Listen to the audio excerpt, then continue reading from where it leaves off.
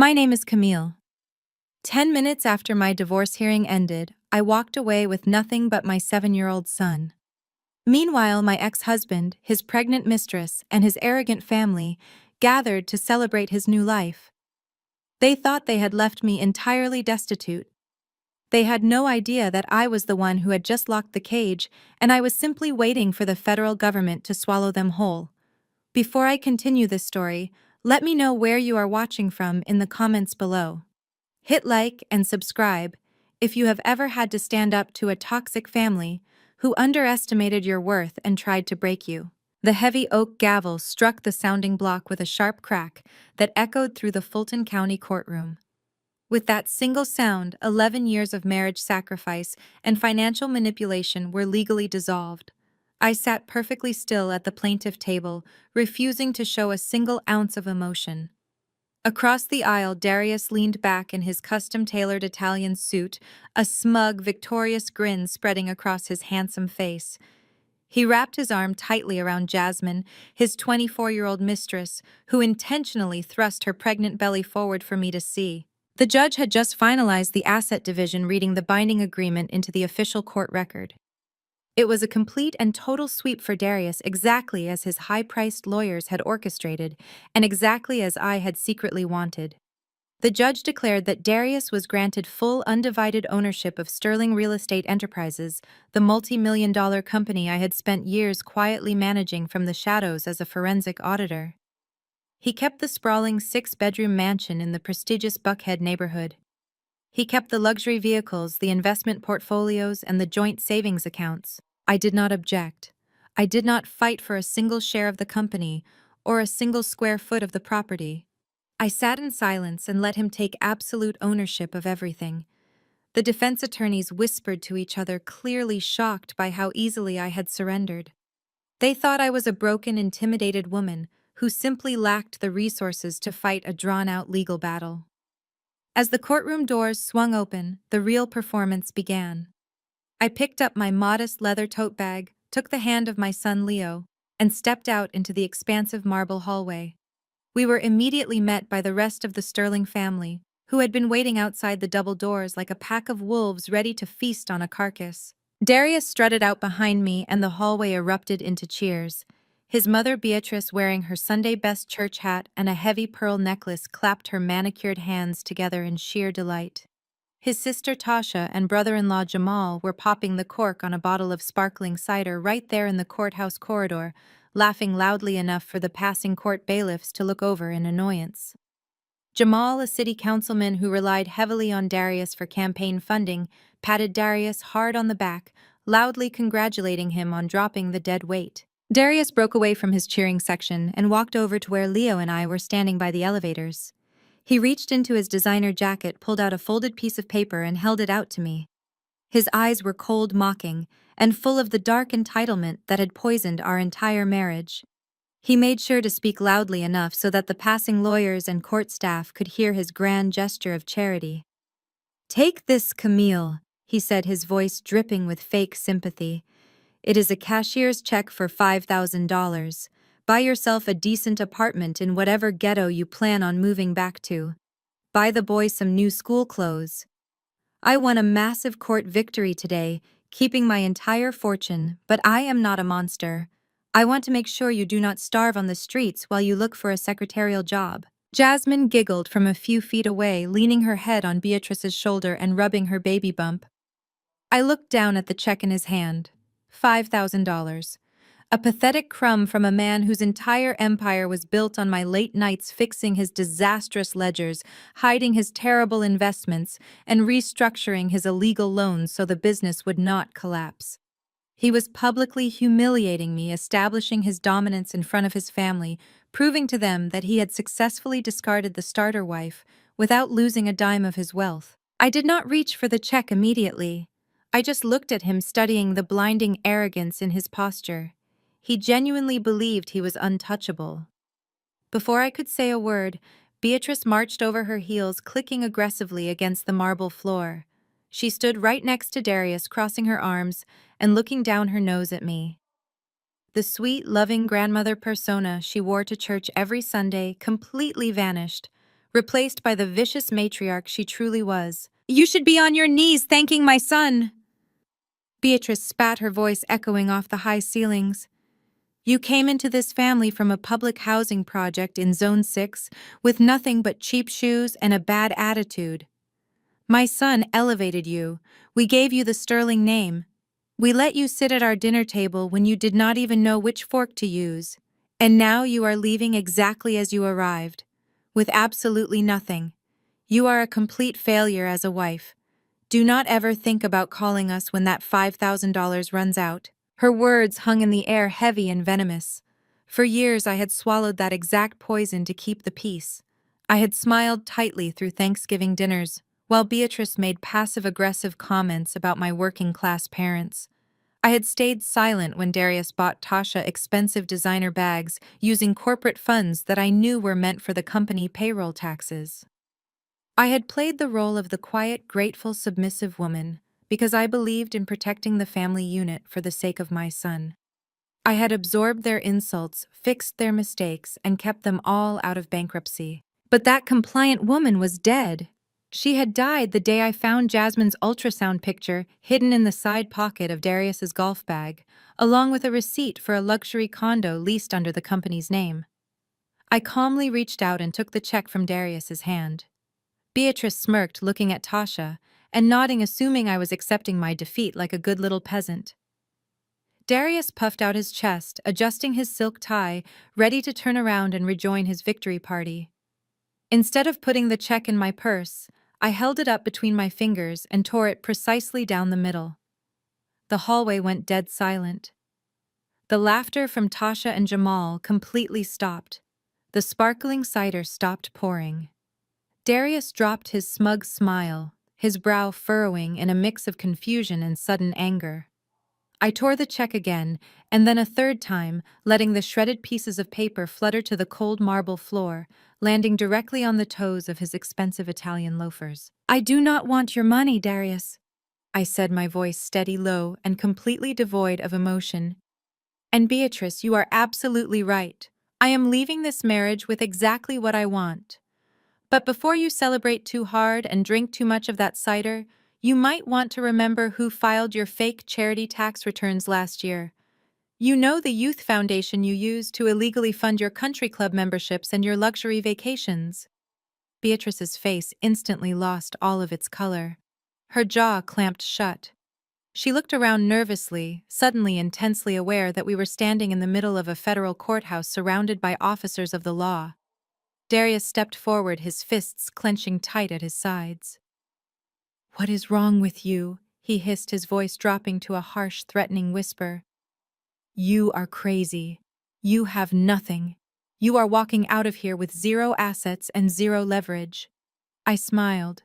A genuine, terrifying, ice-cold smile that I had held back for 6 agonizing months. "Enjoy the company, Darius. Every single share of it is yours now. All the debt, all the liabilities, and all the signatures. You got exactly what you asked for. Do not drop the ball now." I turned my back on them. I gripped Leo's hand gently, and we walked toward the heavy glass exit doors at the end of the corridor. Behind me, I could hear Jasmine nervously asking Darius what I meant by liabilities, and I could hear Beatrice snapping at Jamal to stop staring and get the cars. Their victory parade had suddenly hit a wall of deep, unsettling paranoia. They did not know the specifics yet, but they knew me. They knew I was a meticulous forensic auditor. They knew I never made a move without calculating the exact outcome. The hot Atlanta sun hit my face as I pushed through the doors and walked down the wide concrete steps. I did not look back.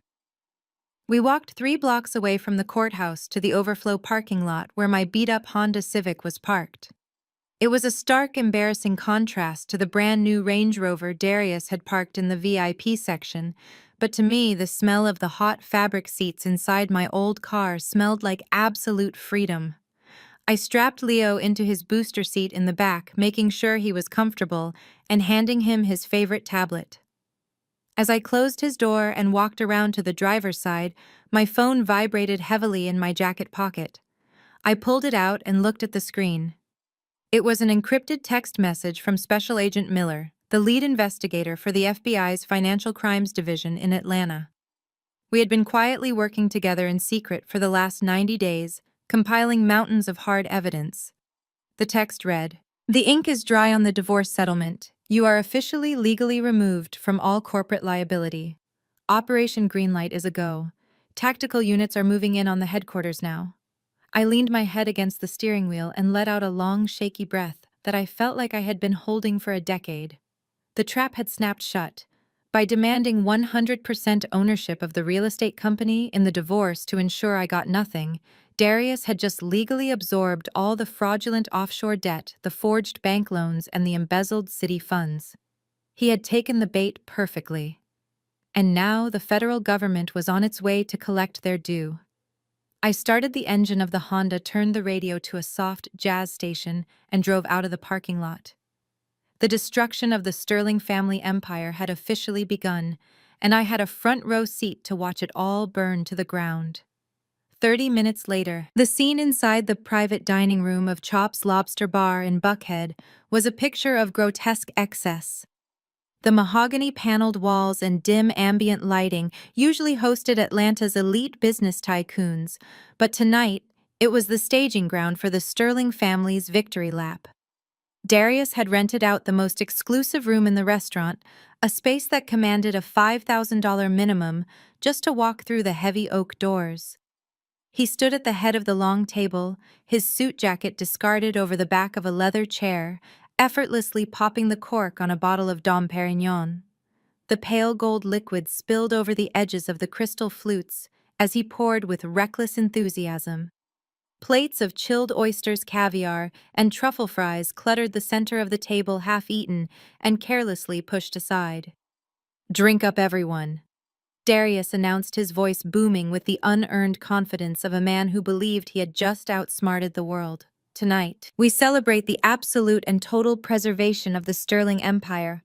Not a single dime lost. Not a single property surrendered." Jasmine sat close to his right side, eagerly sipping sparkling water and running her hands over the smooth leather of her new Birkin bag, a gift Darius had bought her the moment the judge signed the papers. She giggled, leaning her head against his shoulder. "I still cannot believe how easy it was, baby. She just sat there and let you take everything. The house, the company, the cars. She did not even try to put up a fight. I was so worried she would ask for half of the Buckhead house, and I really did not want to have to share my new garden with her." Beatrice scoffed from the opposite end of the table, cutting heavily into a massive, dry-aged ribeye steak. "What did you expect, Jasmine? I told you women like Camille do not have the stomach for real warfare. She comes from a family of factory workers and shift managers. Her idea of wealth is a savings account at a local credit union. When she saw the lineup of corporate lawyers Darius brought into that courtroom, she folded like a cheap lawn chair. She knew she was completely outclassed by our pedigree." Tasha, Darius's sister, held out her glass for a refill of champagne, her wrists heavy with diamond tennis bracelets that were conveniently expensed through the company's promotional budget. "Honestly, I am just relieved I do not have to pretend to like her anymore. Do you remember last Christmas when she tried to put a budget on the family gift exchange?" "A budget." Tasha rolled her eyes, taking a large gulp of her drink. "I thought I was going to die of embarrassment when she suggested we cap gifts at $100. Good riddance to the dead weight. Now we can finally run this family the way it was meant to be run, without some paranoid accountant looking over our shoulders and questioning every single credit card swipe I make at Neiman Marcus." Jamal, Tasha's husband and the esteemed city councilman of District 4, leaned back in his chair, unbuttoning the collar of his crisp white dress shirt. He had a slick, polished demeanor that played well on local television, always shaking hands and kissing babies. But in private, he was just as ruthlessly opportunistic as the rest of them. He tapped his heavy silver steak knife against his champagne flute, demanding the table's attention. All right, settle down." Jamal stood up, raising his glass high into the air, a wide, predatory smile stretching across his face. "I want to propose a toast to my brother Darius. Not just for shedding a miserable, restrictive wife, but for executing the greatest legal heist in Fulton County history." Jamal paced slowly around his chair, gesturing animatedly as he spoke. You see, what Camille did not understand, what her small, lower-middle-class brain could not comprehend, is that Sterling Real Estate Enterprises is not just a company. It is a massive, untraceable gold mine. And she handed over 100% of the equity today because she was too stupid to look past the surface-level debt. She saw a few complicated tax structures and got scared. He stopped and pointed a finger directly at Darius. We played her perfectly. While she was busy stressing over payroll taxes and standard operating expenses, treating the business like a neighborhood lemonade stand. I was using my seat on the City Council Zoning Committee to fast-track the permits for the Southside Development Project. Do you all realize what that means? I bypassed 18 months of environmental reviews. I killed 3 public hearings. I rezoned a designated wetland into prime commercial real estate with a single stroke of my pen, and no one asked a single question because I buried the paperwork. Darius laughed loudly, raising his glass to Jamal. To the perks of having family in high places. Keep the permits flowing, brother, and I will keep the campaign donations rolling in. Exactly. Jamal continued, his voice growing louder, drunk on his own perceived brilliance. That land alone is worth $8 million, and Darius just secured sole ownership of it today.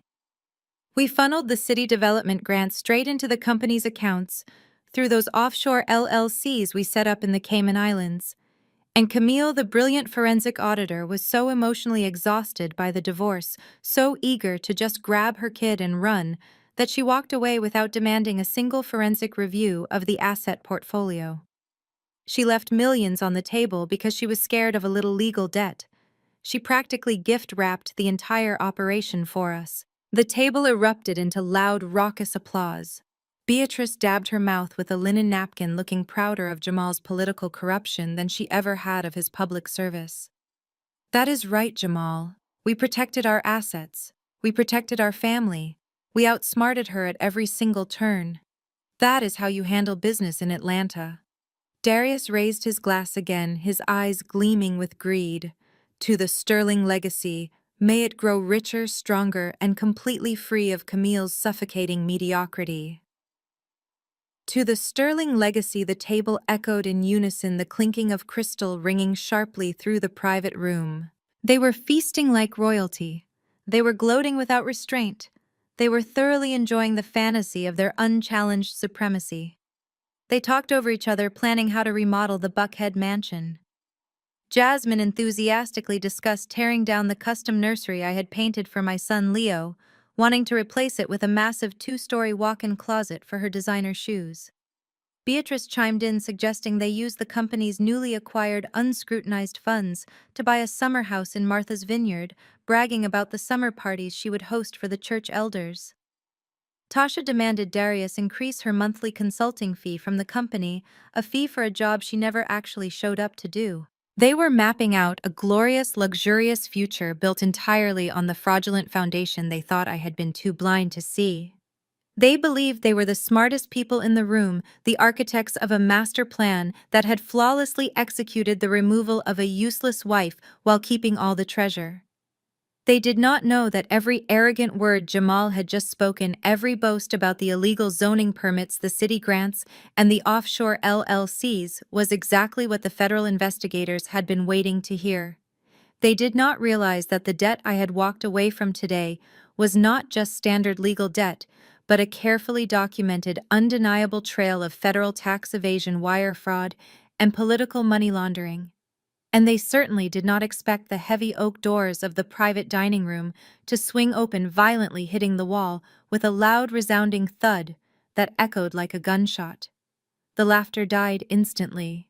Jamal froze with his glass halfway to his mouth.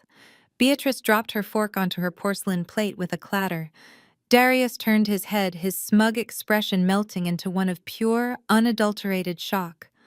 I stood in the doorway, framed by the warm ambient light of the main restaurant floor. I had not changed out of the simple, tailored gray suit I wore to the courthouse. My posture was perfectly straight, my shoulders back, my expression entirely unreadable. I stepped into the room, the heavy doors closing slowly behind me, sealing us inside. Camille Darius demanded, his voice thick with sudden anger and confusion. "What the hell are you doing here? How did you get past the host? This is a highly exclusive private room." Jasmine instinctively pulled her new Birkin bag closer to her chest, glaring at me as if she thought I had come to physically steal it from her. Tasha let out a loud, exaggerated sigh, rolling her eyes dramatically. "Are you seriously stalking us now? Did you run out of your $5,000 already? Do you need cab fare back to your depressing little apartment?" I ignored them. I did not say a single word. I walked slowly and deliberately across the thick plush carpet, moving straight toward the head of the table where Darius was sitting. The silence in the room was heavy and suffocating, broken only by the steady, rhythmic sound of my low heels stepping toward him. Darius stood up, puffing out his chest, trying to reassert his physical dominance. I said, "What are you doing here? I will call security right now and have you thrown out into the street like trash. You have no business being anywhere near me or my family ever again." I stopped right next to his chair. He was holding his freshly poured $500 glass of champagne, his knuckles turning white from how hard he was gripping the delicate crystal stem. He tried to look intimidating, but I could see the tiny bead of sweat forming at his temple. He was nervous. He knew I never acted without a reason. I reached into the pocket of my blazer. I pulled out a heavy, rusted iron key. It was the master key to the hidden safe in the basement of the Buckhead mansion, the safe where Darius kept his most sensitive, off-the-books physical ledgers. The ledgers detailing every bribe, every fake invoice, and every stolen dollar. The ledgers I had meticulously copied, cataloged, and handed over to Special Agent Miller 3 weeks ago. Without breaking eye contact with Darius, I held the heavy iron key directly over his hand. "I just wanted to return company property," I said softly. I opened my fingers. The heavy iron key dropped straight down. It slammed directly into the delicate crystal rim of Darius's champagne flute. The glass shattered instantly with a sharp, violent crack. Shards of crystal and expensive champagne exploded across the white linen tablecloth, splashing onto Darius's custom suit and soaking the front of Jasmine's dress. Jasmine let out a high-pitched, piercing scream as the cold champagne soaked right through the thin silk of her designer dress. She jumped back from the table so fast that her heavy wooden chair toppled over, crashing loudly onto the polished hardwood floor. She immediately clutched her pregnant stomach with both hands, throwing her head back and sobbing hysterically. "Are you completely crazy?" Jasmine wailed, tears perfectly welling up in her eyes as she looked at Darius. "My baby. You are stressing out my baby. Darius, do something right now. She is trying to hurt us because she is jealous of my life. Look what she did to my brand new dress."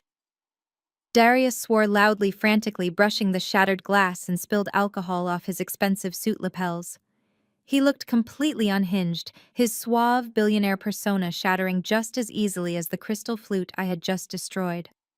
Jamal jumped to his feet, grabbing a thick white linen napkin to dab at his own shirt, while Beatrice gasped, clutching her heavy pearl necklace as if I had just committed a violent crime right in front of her. "You have completely lost your mind," Darius shouted, stepping toward me with his fists clenched tightly at his sides. "Who do you think you are, barging in here and ruining our evening?" Before he could take another step toward me, Tasha stormed around the edge of the large dining table. Her diamond tennis bracelets clinked together aggressively as she marched right up to my face. Her eyes were wide with pure, unadulterated rage. She looked me up and down, her lip curling in absolute disgust as she took in my simple outfit. "Get out of here, you pathetic loser!" Tasha screamed, raising her hands and shoving me hard in the chest. "You do not belong in a place like this. You never did. Look at you in your cheap discount store blazer and scuffed shoes. You are an absolute embarrassment to this family. You are just mad because my brother finally traded up for a real woman instead of a miserable, flat-broke accountant who does not even know how to dress herself properly. Get your garbage clothes out of our private room right now before I call the police and have you dragged out of here in handcuffs." She lunged forward to push me a second time, but I did not stumble. I planted my feet firmly on the plush carpet and caught her right wrist mid-air. My grip was incredibly tight, locking her arm firmly in place. The sudden physical resistance shocked her so much that she froze immediately, her mouth hanging slightly open in pure disbelief. The entire room went dead silent. Even Jasmine stopped her fake sobbing to stare at us in shock. I stepped closer to Tasha, leaning in so the entire table could hear every single word I was about to say. I would be very careful about who you call flat broke, Tasha. I said, my voice eerily calm and entirely steady. Because right now, the only thing standing between you and absolute financial ruin is my good graces. Tasha tried to yank her arm away, her face flushing a deep, angry shade of red. Let go of me, you psycho. I do not know what you are talking about. Jamal, tell her to let me go right now. Jamal stepped forward, his chest puffed out as he tried to look like the authoritative, powerful politician he pretended to be on local television. Camille, you need to back off right now and leave my wife alone before I make a phone call to the precinct commander. I released Tasha's wrist slowly, letting her stumble backward into her husband's waiting arms. I smoothed down the front of my gray blazer, adjusted my cuffs, and looked directly into Jamal's eyes. You might want to hold off on that phone call, Jamal, I said smoothly, a dark smile playing on my lips. Because your lovely wife is keeping a massive financial secret from you, and it is going to severely impact your upcoming city council re-election campaign. What the hell are you talking about? Jamal demanded, looking rapidly from me to Tasha, whose face had suddenly drained of all its color. Do not listen to her, Jamal. Tasha stammered nervously, her voice trembling as she actively avoided making eye contact with him. She is just making things up because she is bitter that Darius left her. She is a liar. Throw her out. I did not break eye contact with Jamal for a single second. I raised my voice so it carried clearly and powerfully over the tense, suffocating silence of the private dining room. The Platinum American Express card ending in 4172, I announced loudly, reciting the exact account numbers from pure memory. The card registered under Tasha's maiden name to a hidden post office box located in downtown Decatur. The credit card that currently has an outstanding overdue balance of exactly $84,622. Tasha gasped sharply, clapping a manicured hand over her mouth. Jamal froze completely, his eyes widening in absolute horror as he turned to stare down at his wife. Beatrice let out a strangled, terrified noise from the back of the room, dropping her steak knife onto her china plate. That is right, Jamal. I continued, my voice sharp, piercing, and entirely merciless. $84,000 spent entirely on luxury handbags, expensive spa weekends, and underground cosmetic treatments. Massive debt she has been racking up in total secret for the last 3 years, while repeatedly telling you her little fashion boutique was turning a huge profit. And do you know why the aggressive collection agencies have not shown up at your front door to publicly humiliate a sitting city councilman? Do you know why your pristine political credit score is not completely ruined yet? Jamal looked absolutely paralyzed. He slowly turned his head to look back at me, the political arrogance completely wiped from his face. Why, he whispered, his voice shaking with anger and fear. Because I have been paying the absolute minimum balance out of my own personal checking account every single month for the last 2 years, I said, smiling coldly at Tasha, who was now visibly shaking from head to toe. Darius completely refused to give her the money, so she came crying to my doorstep. She begged me to save her marriage. She said you would file for divorce immediately if you ever found out how financially irresponsible she truly was. I felt incredibly sorry for her. But since she thinks my clothes are so remarkably cheap, and I'm just a pathetic loser, I guess I will stop making those courtesy payments today. The next billing cycle officially closes in 3 days. Good luck paying off that $84,000, Jamal. I am absolutely sure your wealthy political donors will love hearing all about it when the story leaks to the press. Jamal whipped his head around to glare fiercely at Tasha, his face contorted with absolute unhinged fury. Is it true? He roared, his deep voice echoing violently off the expensive mahogany walls. Tell me right now, Tasha. Is it true? Tasha burst into real pathetic tears, shrinking away from him and covering her face with her hands. "I am so sorry," she sobbed loudly, her makeup running down her cheeks. "I just wanted to keep up with the other political wives. I did not want to look poor in front of your friends." The room immediately erupted into total uncontrollable chaos. Jamal started screaming viciously at Tasha, cursing loudly about his ruined campaign and his destroyed reputation. Darius yelled frantically at Jamal to lower his voice before the restaurant staff heard him and called the tabloids. Jasmine stood frozen in the corner, holding her expensive designer bag like a protective shield, looking completely terrified of the monster I had just unleashed upon their perfect evening. And then there was Beatrice. She had stood silently by and watched her seemingly perfect family begin to violently tear each other apart in a matter of mere seconds. The grand illusion of her flawless, wealthy, high-class bloodline was disintegrating right in front of her very eyes. She could not handle it. She could not handle the undeniable fact that I, the woman she viewed as nothing more than an uneducated, worthless peasant from the absolute wrong side of the tracks, was the one pulling every single string in the room. "Shut up!" Beatrice shrieked, her voice cracking with pure, unadulterated hysteria. She grabbed the large crystal water goblet sitting next to her untouched plate. She marched aggressively toward the front of the table, her eyes burning with a hateful, vicious, and dangerous light. "You wicked, manipulative wretch!" Beatrice screamed at the top of her lungs. "You come in here and try to destroy my family. You try to tear us apart out of pure, unbridled spite. You are nothing but trash. You will always be trash." With a violent, erratic flick of her wrist, Beatrice hurled the heavy goblet forward. The freezing cold ice water splashed directly into my face, soaking my hair instantly and running rapidly down the crisp collar of my shirt. The heavy crystal glass hit my left shoulder hard before bouncing off and rolling away onto the thick patterned carpet. The sudden shocking physical assault made everyone in the room stop yelling instantly. Jamal and Tasha froze in their tracks. Darius stood perfectly still, his chest heaving heavily as he stared at his mother in disbelief. They all waited with bated breath for me to react. They fully expected me to scream. They expected me to cry. They expected me to completely lose my temper and physically attack Beatrice, which would finally give them the perfect excuse they desperately needed to call the police, play the innocent victims, and have me arrested for assault. I did not give them the satisfaction. I stood perfectly still, the freezing cold water dripping slowly from my chin onto my gray suit jacket. I calmly reached into my pocket, pulled out a small, neatly folded tissue, and methodically patted my face dry. I wiped the cold water from my eyelids. I smoothed my damp hair back into its original place. My breathing never hitched once. My hands never shook at all. I looked directly at Beatrice. The furious, hateful fire in her eyes slowly flickered and died, quickly replaced by a deep, creeping sense of absolute dread. She suddenly realized her desperate attack had done absolutely nothing to break me. I was completely untouchable.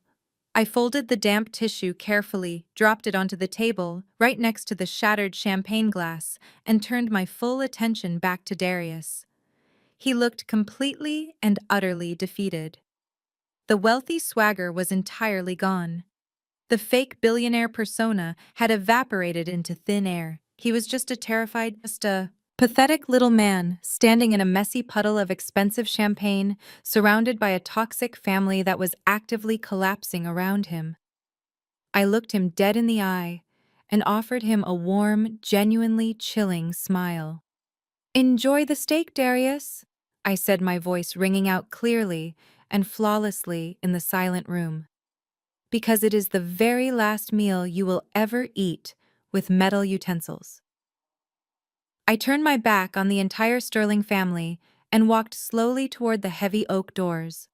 I reached confidently for the brass handle, pulling it open effortlessly to reveal the busy, softly lit restaurant floor waiting outside. Just as I took my very first step out of the stifling room, a sharp, urgent, and incredibly loud sound pierced the heavy silence behind me. It was Darius's cell phone ringing violently from inside his ruined suit jacket pocket. I paused momentarily in the doorway, glancing back briefly over my shoulder. Darius frantically reached into his wet pocket and pulled out the vibrating phone. He stared down at the glowing caller ID, his handsome face instantly turning the sickly color of pale ash. His hand started to tremble uncontrollably as he stared at the screen. "It is," Richard Darius whispered, his voice cracking with sheer undeniable panic. "It is my corporate lawyer. Why is he calling me at 9 o'clock at night?" I did not wait around to watch him answer it. I simply stepped out of the room, pulled the heavy doors firmly shut behind me, and walked away into the cool Atlanta night. The trap had been fully sprung, and there was absolutely no way out for any of them. I stood in the dimly lit hallway of the restaurant, the thick patterned carpet muffling the sound of the busy dining room behind me. I had pulled the heavy oak doors shut, but I did not walk away immediately. I leaned against the cool mahogany paneled wall, adjusting the lapels of my damp blazer. I knew exactly what was about to happen on the other side of that wood, and I wanted to hear every single agonizing second of it.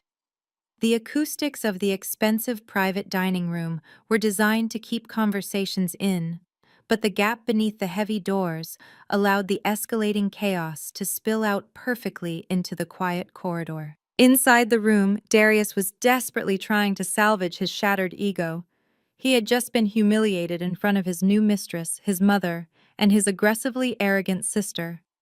I could hear him taking a deep, shaky breath, trying to force the swagger back into his voice. He needed to prove to his family that he was still the undisputed king of his empire, that my little stunt with the safe key was nothing more than the bitter flailing of a defeated woman. "It is just," Richard Darius announced to the room, his voice artificially loud and laced with forced confidence. "My corporate attorney. He is probably calling to confirm that the judge officially processed the final asset transfers from the divorce settlement today. Let me put him on speakerphone so you can all hear the good news. We are going to close out this night with a reminder of exactly how much we won today." I smiled to myself, crossing my arms over my chest. Darius was so painfully predictable. His need for constant validation was his greatest weakness, and putting his lawyer on speakerphone in a room full of people was exactly the kind of arrogant misstep I had counted on. There was a brief electronic beep as Darius pressed the speaker button on his phone and set it down on the center of the dining table, right next to the shattered remains of his $500 champagne glass. "Richard," my man, Darius said smoothly, projecting his voice so everyone in the room could hear his authority. "You are on speakerphone with the family. Tell me the good news. Did the court finalize the transfer of the Buckhead mansion and the commercial properties into my sole possession?" There was no polite greeting from the other end of the line. There was no congratulatory laugh. Instead, the unmistakable sound of absolute unfiltered panic blasted through the tiny phone speaker. Richard was hyperventilating. In the background of his call, there was a deafening commotion. I could clearly hear heavy boots stomping across hardwood floors, file cabinets being slammed open, and men shouting distinct authoritative orders. "Darius, where the hell are you?" Richard screamed, his voice cracking violently. His usual calm, measured legal tone was completely gone, replaced by the frantic shrieking of a man watching his entire career burn to the ground. Darius faltered, his fake confidence instantly evaporating. "I am at Chops in Buckhead. We are having a celebration dinner." "Richard, calm down. What is all that noise in the background? What is going on over there?" "The federal government is what is going on over here," Richard roared into the phone. "The FBI and the IRS Criminal Investigation Division just raided the corporate headquarters. They breached the glass doors 10 minutes ago with tactical gear and federal warrants. They have completely locked down the entire building. They are boxing up every single hard drive, every physical ledger, and every tax return from the last 7 years. They just seized my personal laptop. Darius, they have everything." The silence inside the private dining room was so absolute it felt like a vacuum had sucked all the oxygen out of the space. I could practically picture the blood draining from Beatrice's face. I could imagine Jasmine clutching her designer bag, suddenly realizing it was bought with stolen money. "What are you talking about?" Darius demanded, his voice suddenly pitching up into a high, breathless register. That is impossible. We are a legitimate real estate development firm. There has to be a mistake. Call the precinct commander. Call the mayor. Tell them to back off immediately. Are you completely out of your mind? Richard yelled, the sheer desperation in his voice echoing sharply into the hallway. This is not the local police department, you absolute fool. This is a coordinated federal takedown. The lead agent just handed me a warrant that specifically lists wire fraud, tax evasion, money laundering, and the illegal embezzlement of city development funds. They have detailed financial maps of the offshore LLCs in the Cayman Islands. They know exactly how you funneled the municipal grants into your private accounts. Jamal let out a loud, terrifying gasp. The mention of the municipal grants meant his direct political involvement had been exposed. I heard a heavy chair scrape violently against the floor as Jamal practically jumped to his feet. Listen to me. Richard Darius stammered his words, stumbling over each other in a blind panic. Listen. We have protection. The corporate structure is layered. It will take them years to untangle the shell companies. Just invoke attorney-client privilege and stall them. My ex-wife was the head forensic accountant. She managed all the ledgers. We can just say she manipulated the books without my knowledge. We will throw all the blame on Camille. I leaned closer to the door, a dark sense of satisfaction washing over me. He was still trying to use me as his human shield, but Richard's next words shattered that delusion into a million unfixable pieces. You cannot blame Camille, you complete idiot! Richard screamed, his voice reaching a hysterical pitch. Why do you think they waited until tonight to raid the building? Why do you think they waited until the judge slammed his gavel today? What do you mean? Darius asked, his voice shrinking into a pathetic, terrified whisper. Why did you insist on taking 100% ownership of the company in the divorce today? Richard shrieked, practically sobbing into the receiver. You thought you were winning. You thought you were legally boxing her out of your wealth. But you did not read the final indemnification clauses carefully enough. Camille drafted that settlement agreement herself. By aggressively demanding sole, undivided ownership of Sterling Real Estate Enterprises, you legally absorbed every single ounce of the fraudulent offshore debt. Richard paused to catch his breath, his next words hitting the room like a series of targeted missile strikes. She removed her name from all corporate liability, Darius. She legally transferred all the toxic assets, all the forged bank loans, and all the falsified tax burdens entirely to you. You signed it all in front of a sitting judge. She indemnified herself completely. She is legally classified as an innocent spouse and a cooperating federal whistleblower. She handed you a ticking time bomb and you eagerly signed your name on it to prove how powerful you are. You own the fraud now, all of it. No. Darius breathed the word, barely escaping his throat. No, no, no. That cannot be right.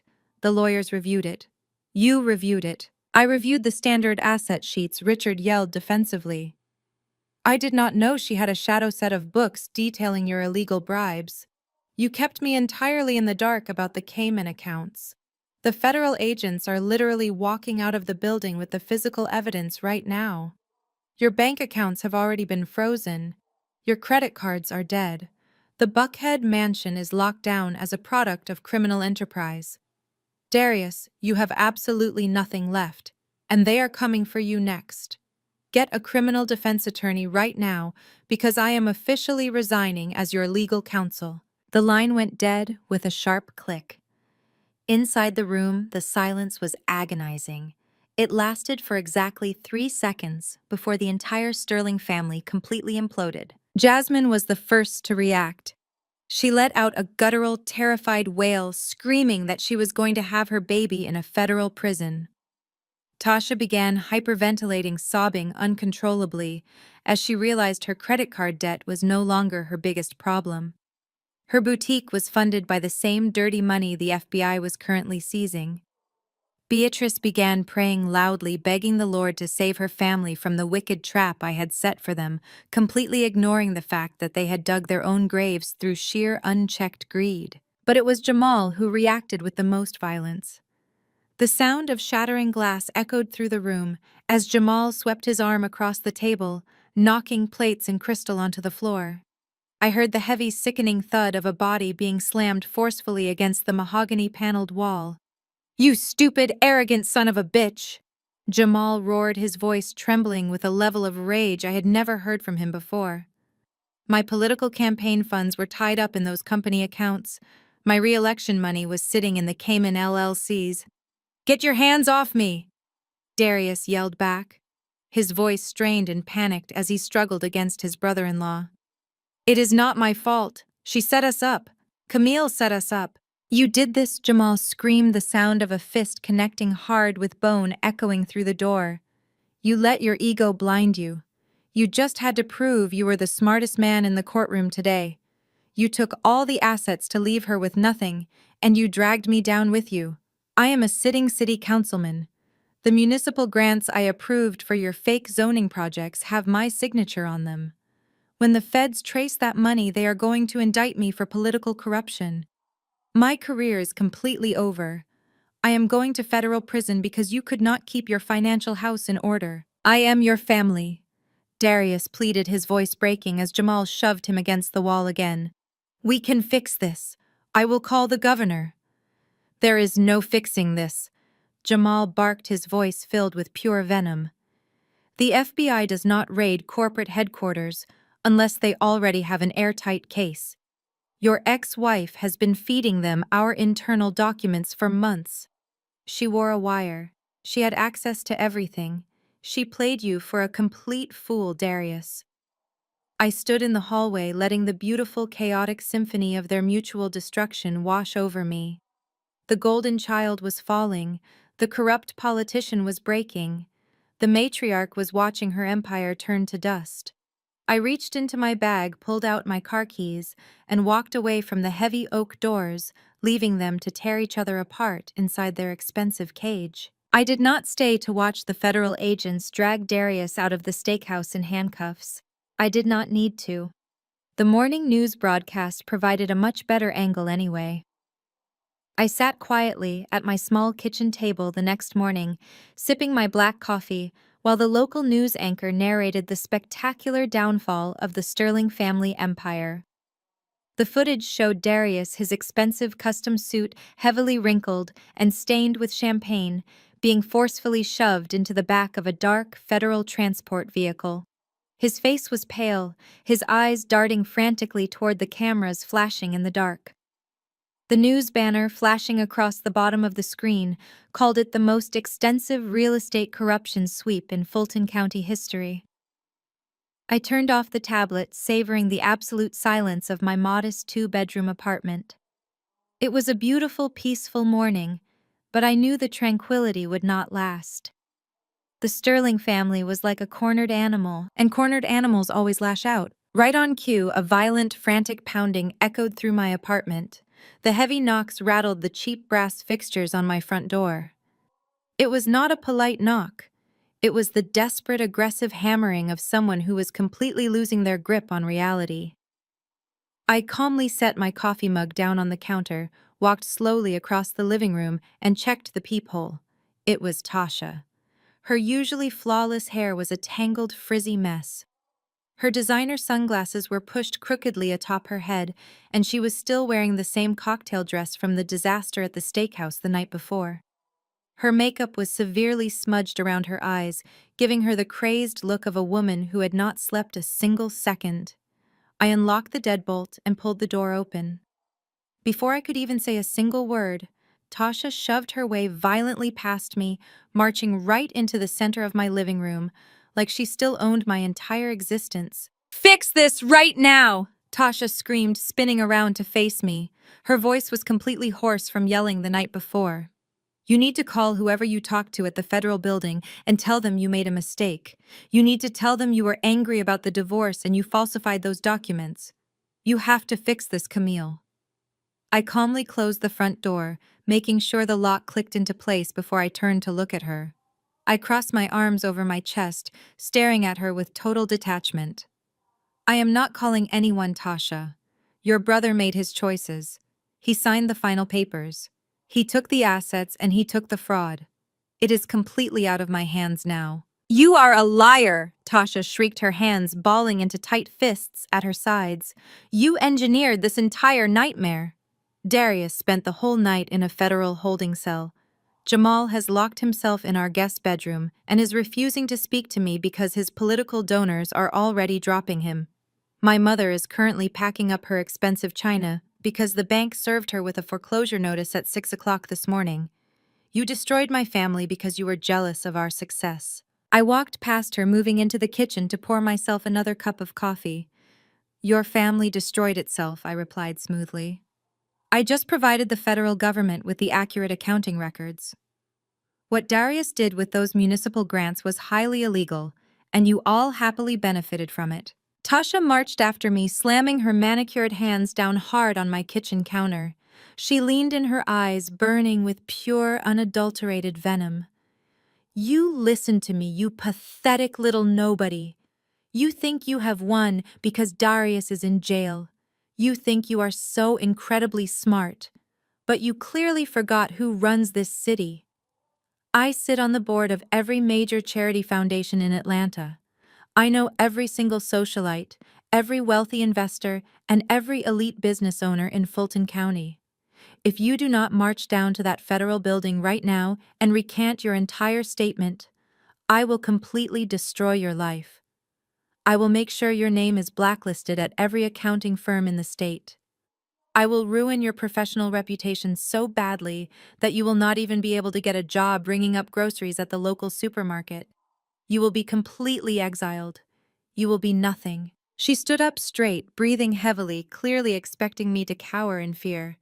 She honestly believed her country club connections held more power than the Federal Bureau of Investigation. She thought her high society gossip could somehow intimidate a woman who had just successfully dismantled a multi-million-dollar criminal enterprise. I looked at her angry, desperate face, and I did not feel threatened. I did not feel angry. I just felt a deep, overwhelming sense of amusement. I threw my head back and laughed.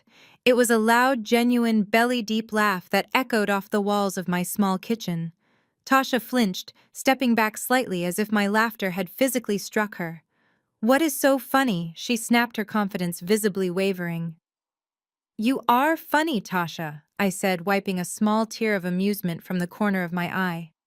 You stand in my kitchen wearing clothes bought with stolen money, threatening to ruin my professional reputation. You think your little charity boards and your rich friends will save you? But you are completely missing the most important part of this entire situation. I walked over to the small dining table where my silver laptop was sitting. I opened the screen, entered my secure password, and pulled up a highly detailed, deeply complex financial spreadsheet. I turned the laptop around so it was facing her. Come here, Tasha. Take a really good look at your beloved high society reputation. Tasha hesitated for a second before stepping closer to the table.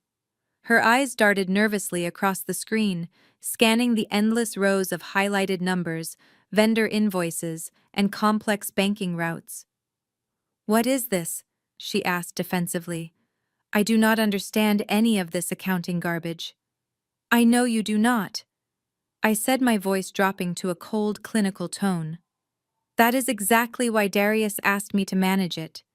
This is the master ledger for your upscale fashion boutique, Tasha. The boutique you proudly flaunt on social media.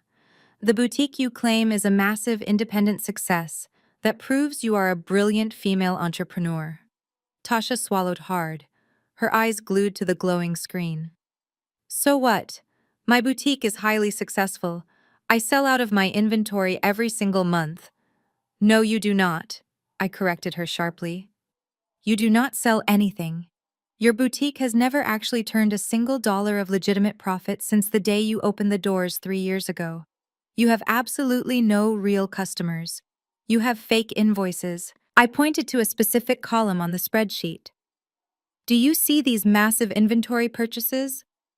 These are payments made from your boutique to a textile supplier in the Cayman Islands, a supplier that does not actually exist. Your brother Darius set up that fake shell company. He took the stolen city development funds, funneled them into your boutique under the guise of fake business loans, and then you used that money to pay the fake vendor in the Caymans. You washed the money clean, Tasha. Your beautiful high society fashion boutique is nothing but a heavily organized money laundering front for your brother. Tasha gasped, her hands flying up to cover her mouth. That is not true, she whispered, shaking her head in aggressive denial. Darius told me he was just helping me with my startup costs. I did not know where the money came from. I just ordered the clothes and ran the store. Ignorance is not a valid legal defense when your signature is on every single fraudulent wire transfer, I replied mercilessly. Darius used your vanity to mask his crimes. He knew you desperately wanted to look like a successful businesswoman in front of your wealthy friends, so he funded your delusion. And I tracked every single penny of it. I know about the $84,000 in secret credit card debt. I know about the fake vendor payments. I know exactly how much dirty money is sitting in your corporate accounts right now. Tasha began to hyperventilate. Her chest heaved rapidly as the walls of her perfect, arrogant world finally closed in entirely. You cannot show this to anyone, she pleaded, her voice cracking with pure terror. Please, Camille. If Jamal finds out I am legally tied to the money laundering, he will definitely divorce me. The feds will come after me. I will lose my spot on the charity boards. My friends will completely disown me. I will have to go to prison. You should have thought about that before you spent the last 5 years treating me like absolute garbage, I said, slamming the laptop shut with a loud final crack. You called me a pathetic loser. You mocked my clothes. You shoved me in that restaurant and threatened to have me arrested. You took my silent compliance for weakness. You thought because I did not wear designer labels, I was too stupid to see what was actually happening right in front of my face. Tasha fell to her knees, grabbing the fabric of my jeans. Please, she sobbed, tears pouring down her ruined face. Please do not give that ledger to the authorities. I will do anything. I will publicly apologize to you. I will give you back all the money I owe you for the credit cards. I will make sure Darius gives you half of whatever is left. Just delete the file, Camille. I am begging you. I looked down at her. The arrogant, untouchable sister-in-law, who had made my life a living hell, was now groveling on my cheap apartment floor begging for mercy she absolutely did not deserve. I felt nothing but cold, clinical satisfaction. I reached down and gently peeled her desperate fingers off my jeans. I stepped back, opened the laptop once more, and tapped the trackpad to wake up the screen. I navigated quickly to my secure email client. The boutique ledger was already attached to a pre-written message addressed to Special Agent Miller at the FBI and the lead investigator at the IRS. I looked down at Tasha. Her eyes were wide with panic, watching my hand hover over the keyboard. I just pressed send, I said, calmly hitting the enter key with a satisfying click. I just forwarded your boutique's master ledger to the Internal Revenue Service and the Federal Bureau of Investigation. They operate very quickly when they have hard evidence. You have about 20 minutes before they freeze your entire accounts. Tasha let out a horrific guttural scream.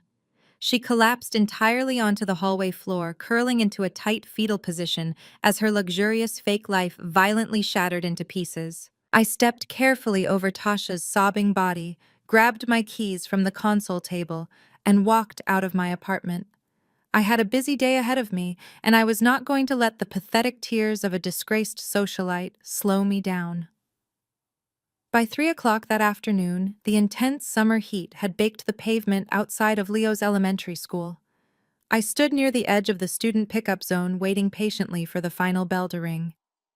The street was lined with idling minivans and chatting parents, completely unaware of the massive federal scandal brewing just a few miles away in the city center. I checked my watch, keeping a careful eye on the heavy double doors of the school building. I was looking forward to taking my son out for ice cream, completely free from the suffocating grip of his father's toxic family. But the Sterling family was not quite finished with me yet. Before the school bell even had a chance to ring, a heavy hand grabbed my upper arm. The grip was tight, bruising, and aggressively violent.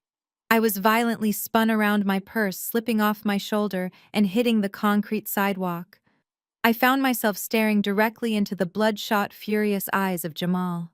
He looked absolutely nothing like the polished, charismatic city councilman who smiled on local television broadcasts.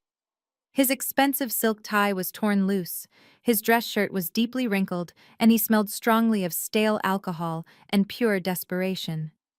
He had clearly spent the entire morning watching his political career completely evaporate, and he was desperately looking for someone to punish. "Listen to me very carefully," Jamal hissed, his voice dropping to a dangerous, gravelly whisper.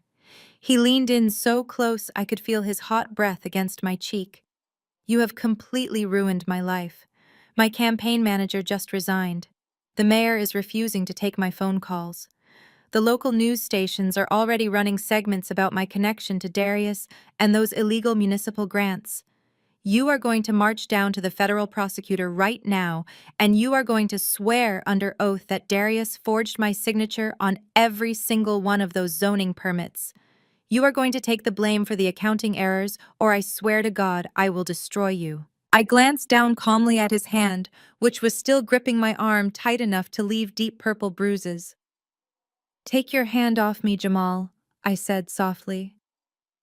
"We are standing in the middle of an elementary school pickup line. Do you really want to add public assault to your rapidly growing list of criminal charges today?" Jamal did not let go. Instead, his grip tightened, his fingernails digging sharply into my skin. He sneered, his face contorting into a mask of pure malice. "You think you are so incredibly smart, Camille. You think because you handed over a few spreadsheets you hold all the power. You are forgetting who I am. I am a sitting city councilman in Atlanta. I have power you cannot even begin to comprehend. I sit on the board of judicial appointments. I have family court judges in my pocket, judges who owe me their entire careers." He stepped even closer, backing me aggressively against the chain-link fence of the schoolyard. "If you do not fix this right now, I will personally see to it that you never see your son again." Jamal threatened, his eyes wide and completely unhinged. "I will make one phone call, and I will have a judge declare you an unfit mother. I will claim you are mentally unstable. I will have Child Protective Services rip Leo right out of your arms before the sun goes down today. I will place him in the foster system, or better yet, I will have Beatrice file for emergency custody. You will lose your child, Camille. I will make sure you die entirely alone." I did not panic. I did not cry out for help. I did not struggle against his painful grip. I just stared back at him with absolute terrifying calm. His threat to take my son was the ultimate desperate move of a weak man, and it confirmed exactly how little he actually knew about the situation he was in. "Are you quite finished?" I asked, my voice as cold as ice. Jamal blinked, momentarily thrown off balance by my total lack of fear. "What is wrong with you?" he growled.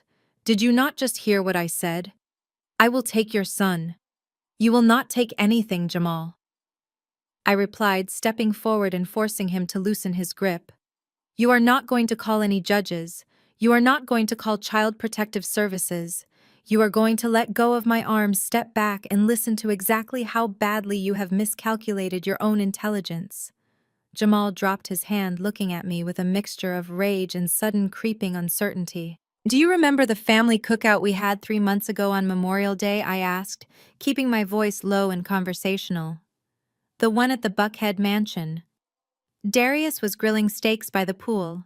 Beatrice was bragging to her church friends about your upcoming re-election campaign. Tasha was drinking expensive wine and complaining about the cost of her country club membership." "What does a stupid cookout have to do with anything?" Jamal snapped, looking around nervously as a few parents started to glance in our direction. "Everything," I stated flatly. "Because you and I had a very interesting conversation that afternoon. We were standing in the kitchen, away from the rest of the family. You had consumed 4 glasses of scotch. You were feeling incredibly confident, completely untouchable. You thought I was just the quiet, submissive wife who handled the boring paperwork. So you decided to brag to me. You wanted to prove how much smarter you were than Darius." Jamal swallowed hard, the color slowly draining from his face. I do not remember talking to you about anything important. Oh, but you did. I continued my words, cutting through his denial like a sharp knife. You told me exactly how you diverted those municipal development grants. You bragged about how easy it was to bypass the environmental reviews for the Southside project. You specifically said, and I quote, "The city treasury is basically my personal piggy bank, and nobody on the council is smart enough to notice." You laughed about it, Jamal. You laughed about stealing taxpayer money to fund your luxury lifestyle and Tasha's shopping habits. Jamal stood frozen, his mouth opening and closing like a fish out of water. "You have no proof of that conversation," he stammered, his voice trembling slightly. "It is your word against mine. I am a respected public official. You are just a bitter ex-wife trying to smear my good name. Nobody is going to believe you over me." I smiled. It was a slow, predatory smile that made Jamal instinctively take a step backward. "It is not just my word, Jamal, because while you were busy drinking scotch and bragging about your political corruption, I was wearing a highly sensitive federally issued recording device taped securely beneath my blouse." Jamal gasped sharply, his hands flying to his head in pure shock. "No, you are lying. You did not wear a wire to a family barbecue." "I absolutely did," I confirmed, savoring the absolute terror washing over his face. "I wore it to the Memorial Day cookout. I wore it to Tasha's birthday dinner. I wore it to every single family gathering for the last 90 days. The Federal Bureau of Investigation has over 40 hours of crystal clear audio featuring you, Darius, and Tasha openly discussing your criminal enterprises. I caught every single brag, every single confession, and every single drunken joke you made about defrauding the city of Atlanta. The agents did not even have to work hard to build the case. You literally handed them a recorded confession on a silver platter because your massive ego simply would not allow you to stay quiet." Jamal began to shake uncontrollably. He looked like he was going to be physically sick right there on the sidewalk. "You recorded us." He whispered, the reality of his impending doom finally crashing down upon him. "You set a trap for your own family." "You are not my family," I corrected him sharply. "You never were. You were just a group of greedy, arrogant parasites who used me to clean up your messes while treating me like dirt. And now the ride is officially over." Jamal lunged forward, pure desperation taking over his completely shattered mind. He grabbed my shoulders, shaking me violently. "Give me the recordings," he screamed, completely ignoring the shocked gasps of the parents standing nearby. "Tell them it was deep-fake audio. Tell them you fabricated the tapes. You have to save me, Camille. I am a city councilman. I cannot go to federal prison. They will completely destroy me in there." I easily pushed his hands off my shoulders, brushing my sleeves as if his touch had contaminated me. "I cannot give you the recordings, Jamal. The federal agents already have them securely stored in their evidence lockers. In fact, they have been listening to them very closely all morning." Jamal backed away, stumbling over his own feet. He looked completely broken, his political career and his freedom entirely gone. He looked frantically down the street, as if he was contemplating making a run for it. "Do not bother running," I advised him smoothly, pointing a manicured finger toward the busy intersection directly across the street. Jamal slowly turned his head to follow my gaze. Parked legally in the red zone directly across from the school was a massive pitch-black tactical SUV with heavily tinted windows. It looked completely out of place among the row of family minivans and sensible sedans. "Watch the window," I told him quietly. As if on cue, the dark-tinted glass of the rear passenger window slowly rolled down. Sitting in the back seat, staring directly at Jamal with an expression of pure, unyielding authority, was the district attorney of Fulton County. Sitting right next to him was Special Agent Miller of the FBI, holding a thick manila folder completely filled with federal warrants.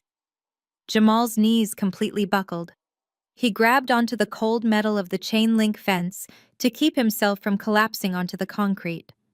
He realized in that exact moment that the trap was not just closing, it had already snapped entirely shut, and he was already standing right inside it. I left Jamal clinging to the fence like a discarded rag and walked back toward the school entrance just as the final bell rang. The heavy doors swung open and a flood of children poured out into the afternoon sun. I spotted Leo immediately, his bright backpack bouncing as he ran toward me with a wide, innocent smile. I scooped him up, hugging him tightly, feeling a profound sense of relief that he would never have to grow up under the toxic, manipulative shadow of his father or his arrogant relatives ever again. We walked to my car, drove to his favorite ice cream parlor, and spent the next hour talking about his science project and his friends. I completely ignored the constant buzzing of my phone, knowing it was likely just more frantic calls from the various members of the Sterling family, as their entire world violently collapsed around them. By the time we finally returned to my apartment building, the late afternoon sun was beginning to set, casting long, peaceful shadows across the courtyard. I held Leo by the hand as we walked through the glass double doors into the secure, heavily monitored lobby of my building. I was planning to make a simple dinner help him with his homework and enjoy a quiet evening. But the moment I stepped onto the polished tile floor, my peaceful evening was instantly shattered. Sitting on one of the velvet lobby sofas looking like she had aged 20 years in a single night was Beatrice. She did not look like the proud, untouchable matriarch of the Sterling family anymore. The expensive, perfectly tailored church suits she usually wore had been replaced by a wrinkled blouse and a hastily thrown-on cardigan. Her signature pearl necklace was missing. Her hair, usually styled into an immaculate stiff perfection, was completely flat and disheveled. She looked frantic, her eyes darting nervously around the quiet lobby. The building concierge was standing nervously behind his desk, holding the telephone receiver, clearly debating whether he should call the police to have her forcefully removed. "Mommy." "Who is that?" Leo asked quietly, squeezing my hand as he noticed the strange, erratic energy radiating from his grandmother. I knelt down to his eye level, giving him a reassuring smile. "It is just your grandmother's sweetheart, but she and I need to have a very boring adult conversation. I want you to go over to the concierge desk. Mr. Henderson has some coloring books behind the counter. You stay right there until I come get you, okay?" Leo nodded happily and skipped over to the desk. I stood up, smoothing down my shirt, and walked slowly toward the velvet sofa. Beatrice had finally spotted me. She shot up from the couch so fast she nearly tripped over her own expensive shoes. She rushed toward me, her hands reaching out in a desperate, pleading gesture. Camille Beatrice gasped, her voice completely stripped of its usual haughty arrogance. "Thank God you are here. I have been waiting in this lobby for 3 hours." The man at the desk refused to let me upstairs. "You have to listen to me. Please, you have to listen to me right now." I crossed my arms over my chest, taking a deliberate step back so she could not physically touch me. "How did you get into this building, Beatrice? This is a secure residence."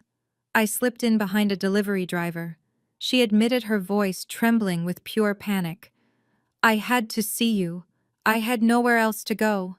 Darius is still in federal custody. The lawyers are demanding a massive retainer fee that we absolutely cannot pay because all the accounts are completely frozen. The news vans are parked outside the church, Camille. They are interviewing the congregation. They are completely ruining our good name." "That sounds like a terrible personal problem," I replied coldly, my expression entirely unreadable. "But it has absolutely nothing to do with me. Your son made his own decisions. Now he gets to experience the consequences." Beatrice let out a ragged, desperate sob. She looked around the lobby, suddenly hyper-aware of the fact that the concierge was watching her completely unravel. But instead of collecting herself, instead of relying on the fierce, arrogant pride that had defined her entire existence, she did the exact opposite. The mighty, untouchable Beatrice Sterling completely collapsed. She dropped to her knees right there on the hard tile floor of the lobby. She slumped forward, grabbing the fabric of my pants, tears streaming rapidly down her wrinkled face. It was a pathetic, shocking display. This was the woman who had spent the last 11 years telling me I was not good enough to sit at her dinner table. This was the woman who had mocked my upbringing, insulted my parents, and treated me like an unpaid servant. And now she was literally crawling at my feet. Please, Camille. Beatrice begged loudly, completely abandoning whatever tiny shred of dignity she had left. You have to stop this. You are the only one who can stop this. Call the federal agents. Tell them you were angry and you made a mistake with the accounting. Tell them you moved the money by accident. You can fix this. You have to save my son. He is the father of your child. We are family. You cannot do this to your own family. The word family hung in the air, heavy and deeply offensive. I looked down at her sobbing form, feeling absolutely no pity. My heart was a solid block of ice. Family. I repeated, my voice echoing sharply across the quiet lobby. You have the absolute audacity to sit on my floor and use that word. You do not know the first thing about family, Beatrice. You know about status. You know about wealth. You know about using people until they are completely empty and then throwing them away. We are family, she cried out again, her grip tightening on my pants. God teaches us to forgive. You have to show mercy. You have to look into your heart and forgive us. I grabbed her hands and forcefully peeled them off my clothing. I stepped back, forcing her to look up at my face. I am not God, Beatrice, and I am entirely fresh out of mercy. You want to talk about family? Let us talk about the day my mother died. Beatrice froze, her sobbing instantly hitching in her throat. Her eyes widened slightly, a flash of genuine guilt and terror crossing her features. Do you remember that day? I asked, my voice dropping to a dangerous, deadly whisper, because I remember every single second of it. It was 4 years ago. It was 2 days before Christmas. I had just gotten the phone call from the hospital that my mother had passed away from pancreatic cancer. I was sitting on the floor of the nursery holding Leo, absolutely destroyed. My entire world had just collapsed. I was planning a funeral when I should have been wrapping presents. Beatrice swallowed hard, looking away from my piercing gaze. Camille. Please, that was a long time ago. Look at me, I commanded harshly, my voice cracking like a whip. She flinched and slowly looked back up. Do you remember what you said to me that day, Beatrice? You walked into the nursery. You did not hug me. You did not offer to help with the baby. You did not offer a single word of comfort. You looked at me sitting on the floor crying over my dead mother, and you told me to stop being so dramatic because Darius was hosting a holiday dinner for his real estate investors in 3 hours, and I needed to get downstairs and serve the appetizers. Tears of pure anger welled up in my eyes, but I refused to let them fall. I stood tall, staring down at the woman who had broken my spirit for years. I told you I could not do it. I continued, my voice shaking with perfectly controlled rage. I told you my mother was dead and I needed to go to the hospital. And do you remember your exact words to me, Beatrice? You looked down your nose at me and said, people die every day, Camille. Your mother was just a factory worker. It is not like she left behind a massive legacy to mourn. Wipe your face, put on a nice dress, and get downstairs before you embarrass my son in front of people who actually matter. The lobby was dead silent. Even the concierge had stopped pretending not to listen, staring at Beatrice with an expression of absolute disgust. You told me my mother did not matter, I whispered fiercely. You told me my grief was an inconvenience to your dinner party. You proved to me in that exact moment that you never saw me as family. You saw me as an accessory. You saw me as the hired help. You saw me as a pathetic little peasant who should be endlessly grateful just to breathe the same air as the wealthy, powerful Sterling family. Beatrice put her hands over her face, sobbing loudly into her palms. I was wrong, she wailed. I was so wrong, Camille. I am a sinful, foolish woman. I will apologize every day for the rest of my life. Just please do not let them send my son to federal prison. Do not take away everything we have. I am not taking anything away, I replied coldly. The federal government is simply reclaiming the millions of dollars you stole from the taxpayers of this city. Beatrice suddenly scrambled to her feet. She was shaking uncontrollably, desperate to find a single piece of leverage. She reached into her wrinkled cardigan pocket and pulled out a heavy set of keys on a silver ring. I will give you the house, Beatrice said, frantically shoving the keys toward my chest. I will give you the Buckhead mansion. It is worth $4 million. It is completely paid off. You can have the title. You can have the furniture. You can have all of it. Just call the prosecutor. Tell them Darius is innocent. Take the house, Camille. Take the keys right now. She was trying to bribe me with her most prized possession. She was trying to buy her son's freedom with the very same house she had constantly used to make me feel small and insignificant. It was the ultimate pathetic act of a woman who had completely run out of options. I looked at the keys dangling from her shaking hand. I did not reach for them. I reached into my own purse, pulling out a folded piece of heavy legal paper. It was a document Special Agent Miller had emailed to me that morning straight from the Federal Asset Forfeiture Division. I slowly unfolded the paper and held it up right in front of her tear-stained face. You cannot give me the Buckhead Mansion. Beatrice, I said, my voice completely devoid of any emotion. Beatrice stared at the paper, her eyes scanning the bold black letters at the top of the page. It was an official notice of federal seizure. The mansion was heavily leveraged against the Southside Commercial Development Project. I explained smoothly, watching the final spark of hope completely die in her eyes. Darius used the house as collateral to secure the fraudulent municipal grants. Because the grants were stolen, the collateral is automatically forfeited to the state. The bank seized the property an hour ago.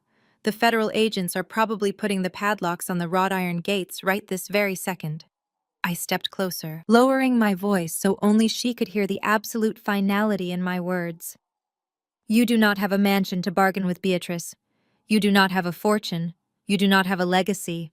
You are homeless. And you can take your fake apologies and your stolen keys and get out of my building before I have you arrested for trespassing. Beatrice let out a weak, breathless gasp. The silver keys slipped from her trembling fingers, hitting the hard tile floor with a loud, depressing clatter. She stared at the federal foreclosure notice in my hand, her mouth opening and closing silently. Her entire world, her entire identity had just been completely erased. She had nothing left. She had absolutely no one to save her. I turned my back on her, walked over to the concierge desk, took my son by the hand, and calmly walked toward the elevator, leaving the ruined matriarch of the Sterling family standing alone in the lobby, with absolutely nothing but the bitter, miserable consequences of her own terrible actions. The next morning, I woke up feeling a profound sense of peace that I had not experienced in over a decade. The air in my apartment felt lighter, the morning sun streaming through the windows felt warmer, and the heavy, suffocating weight of the Sterling family was finally lifted entirely off my shoulders.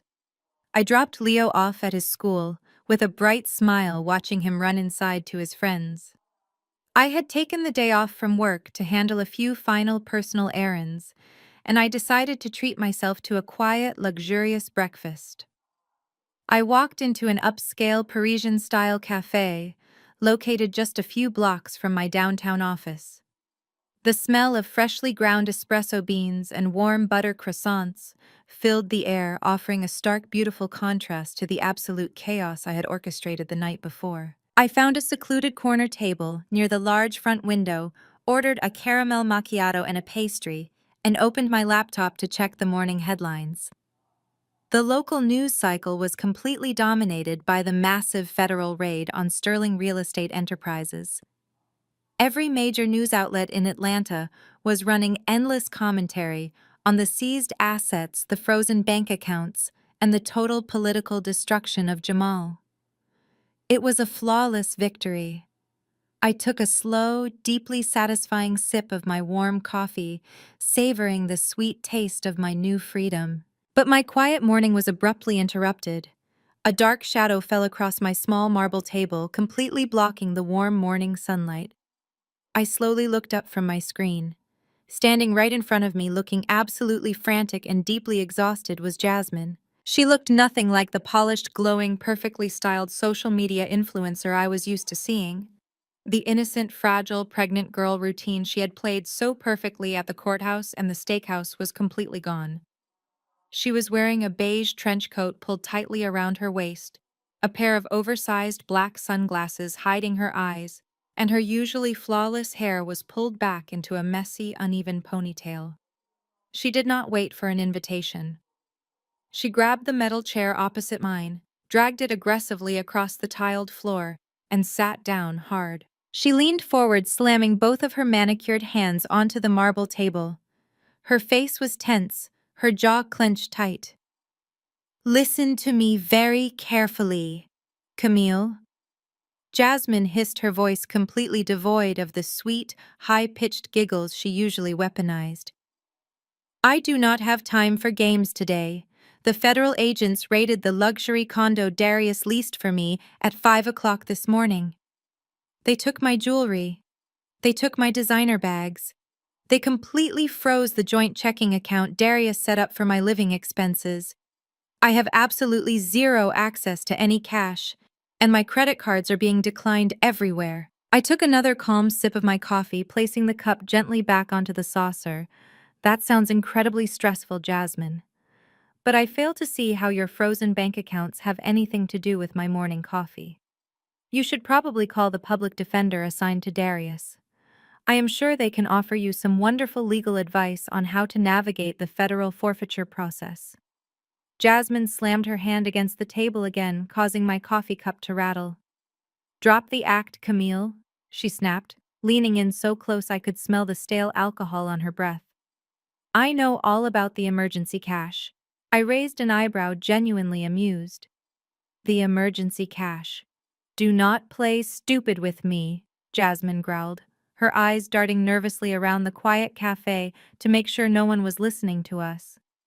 "Darius told me he always kept a massive hidden emergency fund in a private offshore account just in case the real estate market ever crashed.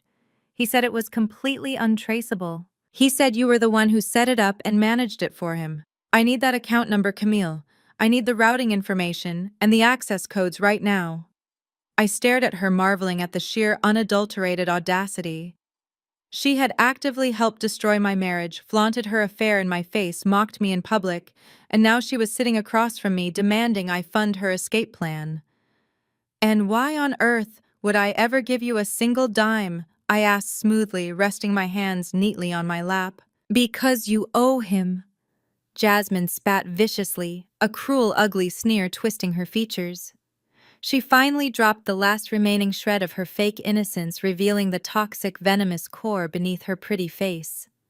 "You owe him for keeping you around as long as he did. Do you honestly think Darius ever actually loved you? He told me everything, Camille. He told me how completely miserable he was in your marriage. He said you were boring, rigid, and totally devoid of passion. He said coming home to you felt like walking into a corporate boardroom." She leaned back in her chair, crossing her arms and smiling a dark, vindictive smile. "He only stayed with you because you were useful. You were nothing but an unpaid accountant who happened to wash his clothes and raise his child. He was completely repulsed by you. He loved me. He wanted to build a real family with me. I gave him the excitement and the passion you never could. So you are going to give me the access codes to that hidden cash stash right now, so I can leave this city and take care of his baby, or I swear I will go to the press and tell them you were the mastermind behind the entire fraud scheme. I will tell them you framed him." She sat there breathing heavily, looking incredibly proud of her vicious little monologue. She truly believed her cruel words would break me. She thought reminding me of my ex-husband's betrayal would somehow shatter my confidence and force me to submit to her demands. I did not flinch. I did not cry. I did not even raise my voice. I simply let her finish her pathetic rant, maintaining steady, unwavering eye contact. I reached into my leather tote bag sitting on the empty chair beside me. I pulled out a crisp white envelope and placed it flat on the marble table. I slowly slid it across the smooth surface until it rested directly in front of Jasmine. Jasmine frowned, looking down at the unmarked envelope. "What is this?" she demanded. "Is this the account information?" "No, Jasmine." I said, my voice eerily calm and dripping with absolute certainty. "That is not an account number. There is no hidden emergency cash stash. Darius lied to you about that to make himself look like a brilliant, prepared billionaire. The only untraceable money he ever had was the money I tracked directly into the hands of the federal government. You are completely broke. You have no escape fund. But what is inside that envelope is actually much more valuable to your immediate future. Jasmine hesitated, her eyes narrowing in deep suspicion. She slowly reached out with trembling fingers, picked up the envelope, and tore open the flap. She pulled out a small stack of official-looking medical documents printed on the heavy watermarked paper of a highly exclusive Atlanta urology clinic. She stared at the top page, her brow furrowing in confusion. These are medical records. Why are you giving me Darius's medical records? I took a final sip of my macchiato, enjoying the rich, sweet flavor. Read the second paragraph on the first page, Jasmine. Read it very carefully. Jasmine's eyes darted down the page. The cafe around us was filled with the soft hum of conversation and the clinking of silverware. But at our table, the silence was deafening. I watched closely as her eyes scanned the medical jargon. I watched the exact moment her brain processed the information. The arrogant, entitled sneer completely vanished from her face. Her jaw went slack. The blood drained entirely from her cheeks, leaving her face a terrifying, ghostly shade of white. Her hands began to shake so violently that the heavy medical papers rattled loudly against each other. "No," Jasmine whispered, her voice completely hollow and breathless. "No, this cannot be real. This is a fake. You forged this." "It is completely real," I assured her, my voice hard and entirely merciless. "It is an official certified medical record from 3 years ago. You see, Jasmine, you were so busy gloating about how much Darius loved you and how desperate he was to start a new family with you that you completely missed a very important detail about his medical history." I leaned forward, resting my arms on the table, closing the physical distance between us. "Darius had a vasectomy 3 years ago. Jasmine," I stated clearly, letting every single word strike her like a physical blow. "He had the procedure done right after Leo turned 4. He told me he absolutely did not want any more children because it would interfere with his luxury lifestyle. The clinic confirmed the procedure was completely successful and irreversible without highly invasive complex surgery, a surgery he absolutely never had." Jasmine stared at me, her eyes wide with sheer, unadulterated panic. She pressed a trembling hand against her pregnant stomach, her breathing becoming rapid and shallow. "You are lying," she gasped out, shaking her head frantically. "He is the father. He promised me he was the father. He is not the father of your baby, Jasmine," I said coldly. "And honestly, I do not care who the real father is. Maybe it is the personal trainer you see on Tuesday mornings. Maybe it is the club promoter you text late at night. That is entirely your problem. But it definitely is not my ex-husband." Jasmine dropped the papers onto the table as if they were literally on fire. She covered her mouth with both hands, tears of pure terror spilling over her eyelashes. She had built her entire grift, her entire luxury lifestyle on the absolute certainty that she had trapped a wealthy man with a pregnancy. And now that foundational lie had been completely and violently exposed. "You cannot show this to him," Jasmine begged, her voice cracking into a pathetic, high-pitched sob. "Please, Camille. If Darius finds out the baby is not his, he will completely cut me off. He will never speak to me again. He will not pay for my lawyers. I will have absolutely nothing." I picked up my purse and stood up from the table, looking down at the utterly ruined, sobbing woman who had tried to destroy my life just 24 hours earlier. "I am afraid you are a little too late for that request, Jasmine," I said, offering her one final, chilling smile, "because I already mailed a certified copy of those exact medical records to the Federal Detention Center this morning. Darius is probably sitting in his jail cell opening the envelope right this very second. Good luck with your public defender." I turned my back on her, walked calmly out of the beautiful Parisian cafe, and stepped into the bright, warm Atlanta sunlight, leaving the mistress trapped entirely in the inescapable prison of her own deceit. I drove straight from the Parisian cafe to the towering glass and steel structure of the Richard B. Russell Federal Building in downtown Atlanta. The imposing architecture felt truly fitting for the absolute finality of the day.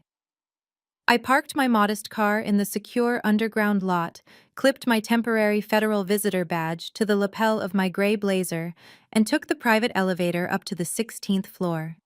Special Agent Miller was waiting for me near the heavy steel doors of the maximum security holding area. He looked deeply satisfied holding a manila folder completely stuffed with financial printouts. He handed me the folder with a sharp nod of profound respect. The federal agents had spent the entire night breaking down Darius, but he was stubbornly refusing to sign a full written confession. He kept loudly demanding to speak to his wife, unaware that I was the exact reason he was sitting in a windowless room wearing heavy handcuffs. Agent Miller opened the heavy steel door, and I stepped inside the freezing cold interrogation room. Darius was seated at a bolted metal table in the center of the stark white room. He looked absolutely unrecognizable. The arrogant real estate mogul who had strutted through the courthouse 24 hours ago was completely gone. He was still wearing the same custom Italian suit from the steakhouse, but it was now deeply wrinkled, stained with dried champagne and reeking of stale sweat and sheer panic. His silk tie was missing. His styled hair was a chaotic, greasy mess. His hands were cuffed securely to a heavy metal ring anchored to the table. When he heard the heavy door click shut, his head snapped up. His bloodshot eyes widened in absolute shock as he realized it was me walking into the room instead of a ruthless federal prosecutor. For a split second, a flicker of his old aggressive arrogance flashed across his ruined face, but it was quickly swallowed by pure, unfiltered desperation. "Camille," he gasped, his voice raspy and entirely broken. "Oh my God, Camille, you actually came!" He leaned forward as far as the heavy metal chain would physically allow him, his eyes brimming with dramatic, manufactured tears. "I knew you would not abandon me. I knew you would finally come to your senses. You have to tell these federal agents they are making a massive mistake. You have to tell them I had absolutely nothing to do with the Cayman accounts." I pulled out the metal chair across from him and sat down slowly. I placed the thick manila folder onto the table, resting my hands neatly on top of it. I did not say a single word. I just let him talk, watching him dig his own grave with every pathetic, manipulative syllable. "Please, Camille," Darius begged, his voice cracking with fake emotion. He tried to reach out to hold my hand, but the handcuffs violently jerked his wrists back, the metal clinking loudly. "I am so incredibly sorry for how I acted at the courthouse yesterday. I was just angry about the divorce. I was acting like a total idiot to protect my pride. But you know my heart. You know I am a fundamentally good man. Everything I did, every single business deal I made, I did it entirely for you and Leo. I wanted to build an incredible empire for our son. I wanted to make sure you never had to worry about money ever again. I took those massive financial risks because I loved my family so much it completely blinded me to the law. I was just trying to provide an amazing life for you." He was actually crying now. Real tears were spilling down his cheeks, dropping onto the cold stainless steel table. He was putting on the performance of an absolute lifetime, desperately trying to manipulate my emotions the exact same way he had manipulated my trust for 11 years. He truly believed I was still the quiet, compliant woman who would instantly swoop in and clean up his massive messes just to keep the family unit perfectly intact. "You have to help me!" Darius sobbed, his chest heaving aggressively under his ruined suit. "They are talking about 20 years in a federal penitentiary, Camille. 20 years. I will never see Leo grow up. I will completely die in a concrete box. You cannot let them do this to the father of your child. You know the corporate ledgers better than anyone else in the entire world. You can easily find a legal loophole. You can testify that my signature was forged by Jamal. We can blame the entire illegal operation on Jamal. He is a corrupt politician anyway. Nobody will even question it. Just get me out of here and I swear I will give you anything you want. I will completely leave Jasmine. I will come back home today. We can be a real family again." I let his pathetic, hollow promises hang in the freezing air of the interrogation room for a long, agonizing moment. I looked at his tear-stained face, feeling absolutely nothing but profound clinical disgust. "You did it all for me. I repeated, my voice echoing coldly off the bare concrete walls. You built this massive fraudulent empire to make sure I never had to worry about money. That is a truly beautiful story, Darius. It really is an incredible piece of fiction. I slowly opened the thick manila folder sitting in front of me. I pulled out a heavy stack of highlighted bank statements and spread them out across the table so he could see the numbers clearly. Let us take a very close look at exactly how you provided for me, I said, tapping my manicured finger against the top document. This is the master ledger for our joint household checking account. Do you remember the massive argument we had 6 months ago when I asked you for an extra $200 to buy Leo a new winter coat and some heavy boots? You screamed at me for 20 solid minutes. You told me the real estate market was incredibly tight. The company was struggling with cash flow, and I needed to stop being so financially irresponsible. You put me on a strict grocery budget of exactly $400 a month. You made me clip coupons, Darius. You made me shop at discount stores while you were supposedly building a multi-million-dollar empire for our family. Darius swallowed hard, his eyes darting quickly away from the highlighted bank statements. Camille, the liquid assets were completely tied up in the commercial developments. I did not have the cash on hand. I pulled out a second stack of papers and slapped them down hard onto the metal table. The sharp sound made him violently flinch. That is a fascinating excuse, I replied mercilessly. Because on the exact same day you screamed at me for wanting to buy our son a winter coat, you authorized a wire transfer of $14,000 from your hidden offshore account. And where did that money go, Darius? It did not go into a college fund for Leo. It did not go into a retirement account for us. It went directly to a luxury car dealership in Buckhead to pay the cash down payment on a brand new Range Rover for Jasmine. Darius froze entirely. His mouth opened, but absolutely no sound came out. I pulled out another document, sliding it right under his nose. 2 weeks later, you forced me to cancel my professional accounting certification courses to save $50 a month. The very next morning, you signed a commercial lease agreement for a luxury high-rise condo in Midtown, paying $40,000 upfront in cash, so Jasmine could have a gorgeous city view. You spent $12,000 on designer bags for her birthday. You spent $8,000 sending your sister Tasha on a private spa vacation to Mexico. You funneled hundreds of thousands of stolen taxpayer dollars into your mother's fake charity so she could throw lavish catered parties at her exclusive country club. I leaned forward, my eyes locking intensely onto his terrified face. Do not you ever sit there and tell me you broke the federal law to provide for me. You kept me completely starved for resources, so I would be too exhausted and too dependent to ever question your absolute authority. You used me as free labor to manage your disastrous financial books, while you spent a massive fortune funding a luxurious fantasy life for your mistress, your corrupt brother-in-law, your arrogant sister, and your vicious mother. You did not build an empire for your son. You built a monument to your own colossal ego, and you expected me to quietly sweep the floors forever. Darius looked completely destroyed. The fake tears had entirely stopped falling. The desperate manipulative husband routine was utterly dead, replaced by the terrifying realization that I knew absolutely every single detail of his ultimate betrayal.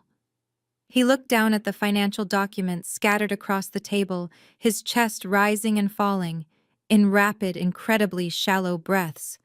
He was entirely trapped, backed into a corner with absolutely zero leverage. Camille, please, Darius, whispered his voice, shaking uncontrollably. His eyes darted toward the large two-way mirror covering the right wall of the interrogation room. He knew the federal agents were standing right behind that glass, listening to every single word. I cannot go to trial. If they put all of this evidence in front of a federal jury, they will completely bury me. They will give me the maximum sentence. I will never survive a maximum security prison. He leaned his head down against the cold metal table, his shoulders shaking with genuine absolute terror. I need to make a plea deal, he sobbed, his voice muffled by the thick steel. I will plead guilty to the wire fraud. I will give up Jamal entirely. I will tell them exactly how Jamal bypassed the city zoning laws. I will give them the names of every single corrupt official on the city council. Just please, Camille. You have the ear of the lead investigators. They clearly trust you. You brought them the initial evidence. You have to go out there and talk to the federal prosecutor for me. He slowly raised his head, looking at me with the pathetic, hollow eyes of a completely broken man. Tell them I am fully cooperating. Tell them I will sign whatever they want me to sign if they just guarantee me a reduced sentence in a minimum security facility. You are the whistleblower. They will listen to you. Put in a good word for me. I am begging you on my hands and knees. Save my life, Camille. I sat perfectly still, letting his desperate, pathetic pleas wash over me. For 11 long years, I had listened to this exact man demand my complete obedience. I had watched him flaunt his unearned wealth while treating me like an expendable asset. I had endured the relentless cruelty of his family because he flatly refused to protect me. And now he was actively begging me to save him from the exact fire he had intentionally started. I slowly gathered the highlighted bank statements, tapping them neatly against the metal table to align the edges. I placed them carefully back into the thick manila folder and closed the heavy cover. I stood up from the metal chair, looking down at him with an expression of absolute terrifying authority. I leaned in very close, resting both of my hands firmly on the edge of the steel table. The room was dead silent, save for the frantic, ragged sound of his breathing. I am not just the whistleblower, Darius. I whispered, my voice cutting through the freezing air like a freshly sharpened blade. I am the lead forensic investigator assigned to your prosecution by the federal government. Darius recoiled violently, his chair scraping loudly against the concrete floor, as if he had just been physically burned.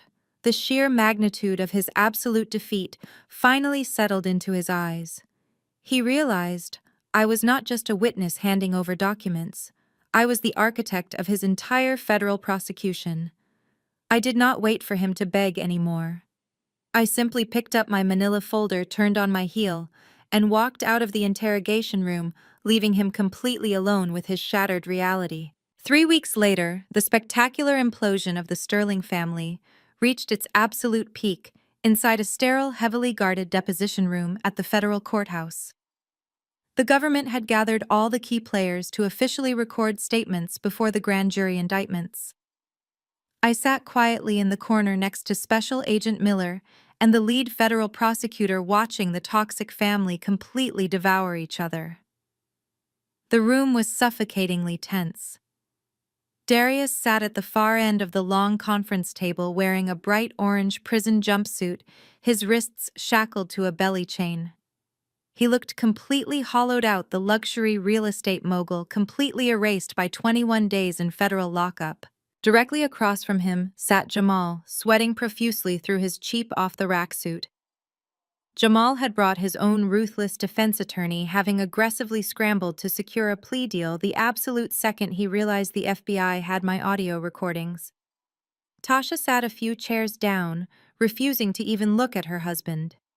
Beatrice was seated near the door, clutching her purse, her face pinched in a mask of bitter, terrified denial. Jamal cleared his throat, his hands shaking as he poured himself a glass of water. He did not look at Darius. He looked directly at the federal prosecutor. I am prepared to fully testify to the exact mechanics of the municipal grant fraud, Jamal stated, his voice completely devoid of any familial loyalty. Darius orchestrated the entire scheme. He approached me 3 years ago, begging me to bypass the environmental reviews for the Southside project. He explicitly told me he would funnel 20% of the stolen city funds directly into my offshore accounts in the Cayman Islands. I was completely manipulated by him. He used my political position to mask his criminal enterprise. Liar, Darius roared, straining violently against his heavy metal chains. The 2 federal marshals standing behind him immediately stepped forward, placing their hands forcefully on his shoulders. You came to me, Jamal. You said your re-election campaign was entirely broke. You said you needed cash to pay off your political opponents. You drafted the fake permits yourself. Jamal sneered, completely dropping the terrified politician act. You are going down, Darius, and I am not letting you drag me to the bottom of the ocean with you. I have already provided the government with every single text message you ever sent me regarding the fake vendor payments. I gave them the routing numbers for the shell companies. I am giving them everything they need to lock you away for 20 years. Beatrice gasped loudly, slamming her hand onto the conference table. Jamal, how dare you! She shrieked, her voice echoing aggressively in the small room. He is your brother. He gave you everything you have. You are a disgusting, treacherous snake. I completely disown you. You are absolutely dead to this family. You will never set foot in my house again. You do not have a house, Beatrice. Jamal shot back viciously, his face twisting with pure hatred. The bank took your precious Buckhead mansion 3 weeks ago. You are currently living in a cheap rental apartment in Decatur. Do not try to act like you are still the Queen of Atlanta. Your entire legacy is a massive joke. Tasha suddenly stood up, her chair violently tipping over backward. She reached into her designer handbag, pulled out a thick stack of legal documents, and threw them aggressively across the table directly at Jamal. The papers hit his chest and scattered across the polished wood. Those are divorce papers, Jamal. Tasha screamed, her face red with absolute fury. I filed them this morning. You are a complete failure of a man. You promised me a life of luxury and political power, and instead, you got us investigated by the federal government. You let my fashion boutique get raided. My credit cards are frozen. My friends are laughing at me, and I am facing potential tax evasion charges because you were too stupid to hide the money properly. I am absolutely done with you. Jamal laughed, a harsh, bitter sound that completely lacked humor. Your fashion boutique, he mocked loudly. Your boutique was a pathetic, empty vanity project. You never had a single real customer, Tasha. You were completely delusional. You spent $84,000 on secret credit cards just to buy clothes for yourself because you were desperately trying to look wealthy. You are nothing but a spoiled, arrogant child who married me because you thought my political connections would make you famous. You ruined my career with your endless demands for cash. Darius laughed from across the table, a dark, unhinged sound. She has always been a parasite, Jamal.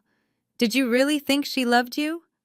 She only married you because the first 3 rich men she dated realized she was completely insane and dumped her. She has been secretly siphoning money out of your joint accounts for years to pay for her cosmetic surgeries. Shut up, Darius! Tasha shrieked, lunging across the table toward her brother. You are the one who ruined everything.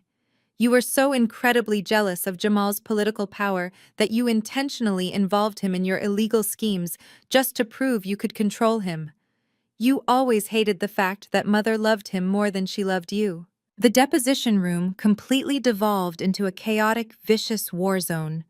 They abandoned all legal strategy and began ruthlessly tearing each other to shreds, exposing decades of deeply buried family secrets, intense jealousy, and absolute backstabbing. Tasha revealed that Darius had intentionally sabotaged Jamal's first city council, run by leaking false rumors to the press just to keep Jamal reliant on his money. Jamal screamed that Beatrice had secretly hated Tasha's previous fiancés because they were not wealthy enough to elevate her social status at the country club. Darius yelled that Beatrice had known about the offshore accounts the entire time and had actively encouraged him to steal more city funds so she could buy a summer house in Martha's Vineyard. They were like rats trapped on a rapidly sinking ship, violently attacking each other in a desperate, pathetic attempt to survive. They completely forgot about the federal agents sitting in the room. They forgot about the prosecutor. They forgot about me. They were entirely consumed by their own toxic, venomous hatred for one another. I sat back in my chair watching the mighty Sterling family absolutely destroy whatever tiny shreds of dignity they had left. This was the exact culture they had cultivated for decades. A culture built entirely on greed, lies, and extreme selfishness. The moment the money disappeared, their familial loyalty evaporated instantly. Enough! The lead federal prosecutor suddenly barked, his powerful voice cutting right through the chaotic screaming. The room fell instantly silent. Tasha slowly picked up her overturned chair and sat down, breathing heavily. Jamal wiped the sweat from his forehead, looking completely exhausted. Darius slumped back into his chair, the heavy chains rattling against the wood. Beatrice sat frozen, her eyes darting nervously around the room.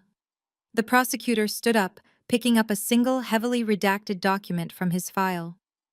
We have enough recorded testimony today to secure multiple federal indictments for conspiracy wire fraud and political corruption. But there is one final piece of evidence we need to place on the official record today. He looked directly at Beatrice, his expression entirely grim and completely merciless. Mrs. Sterling, the government has thoroughly audited your personal finances.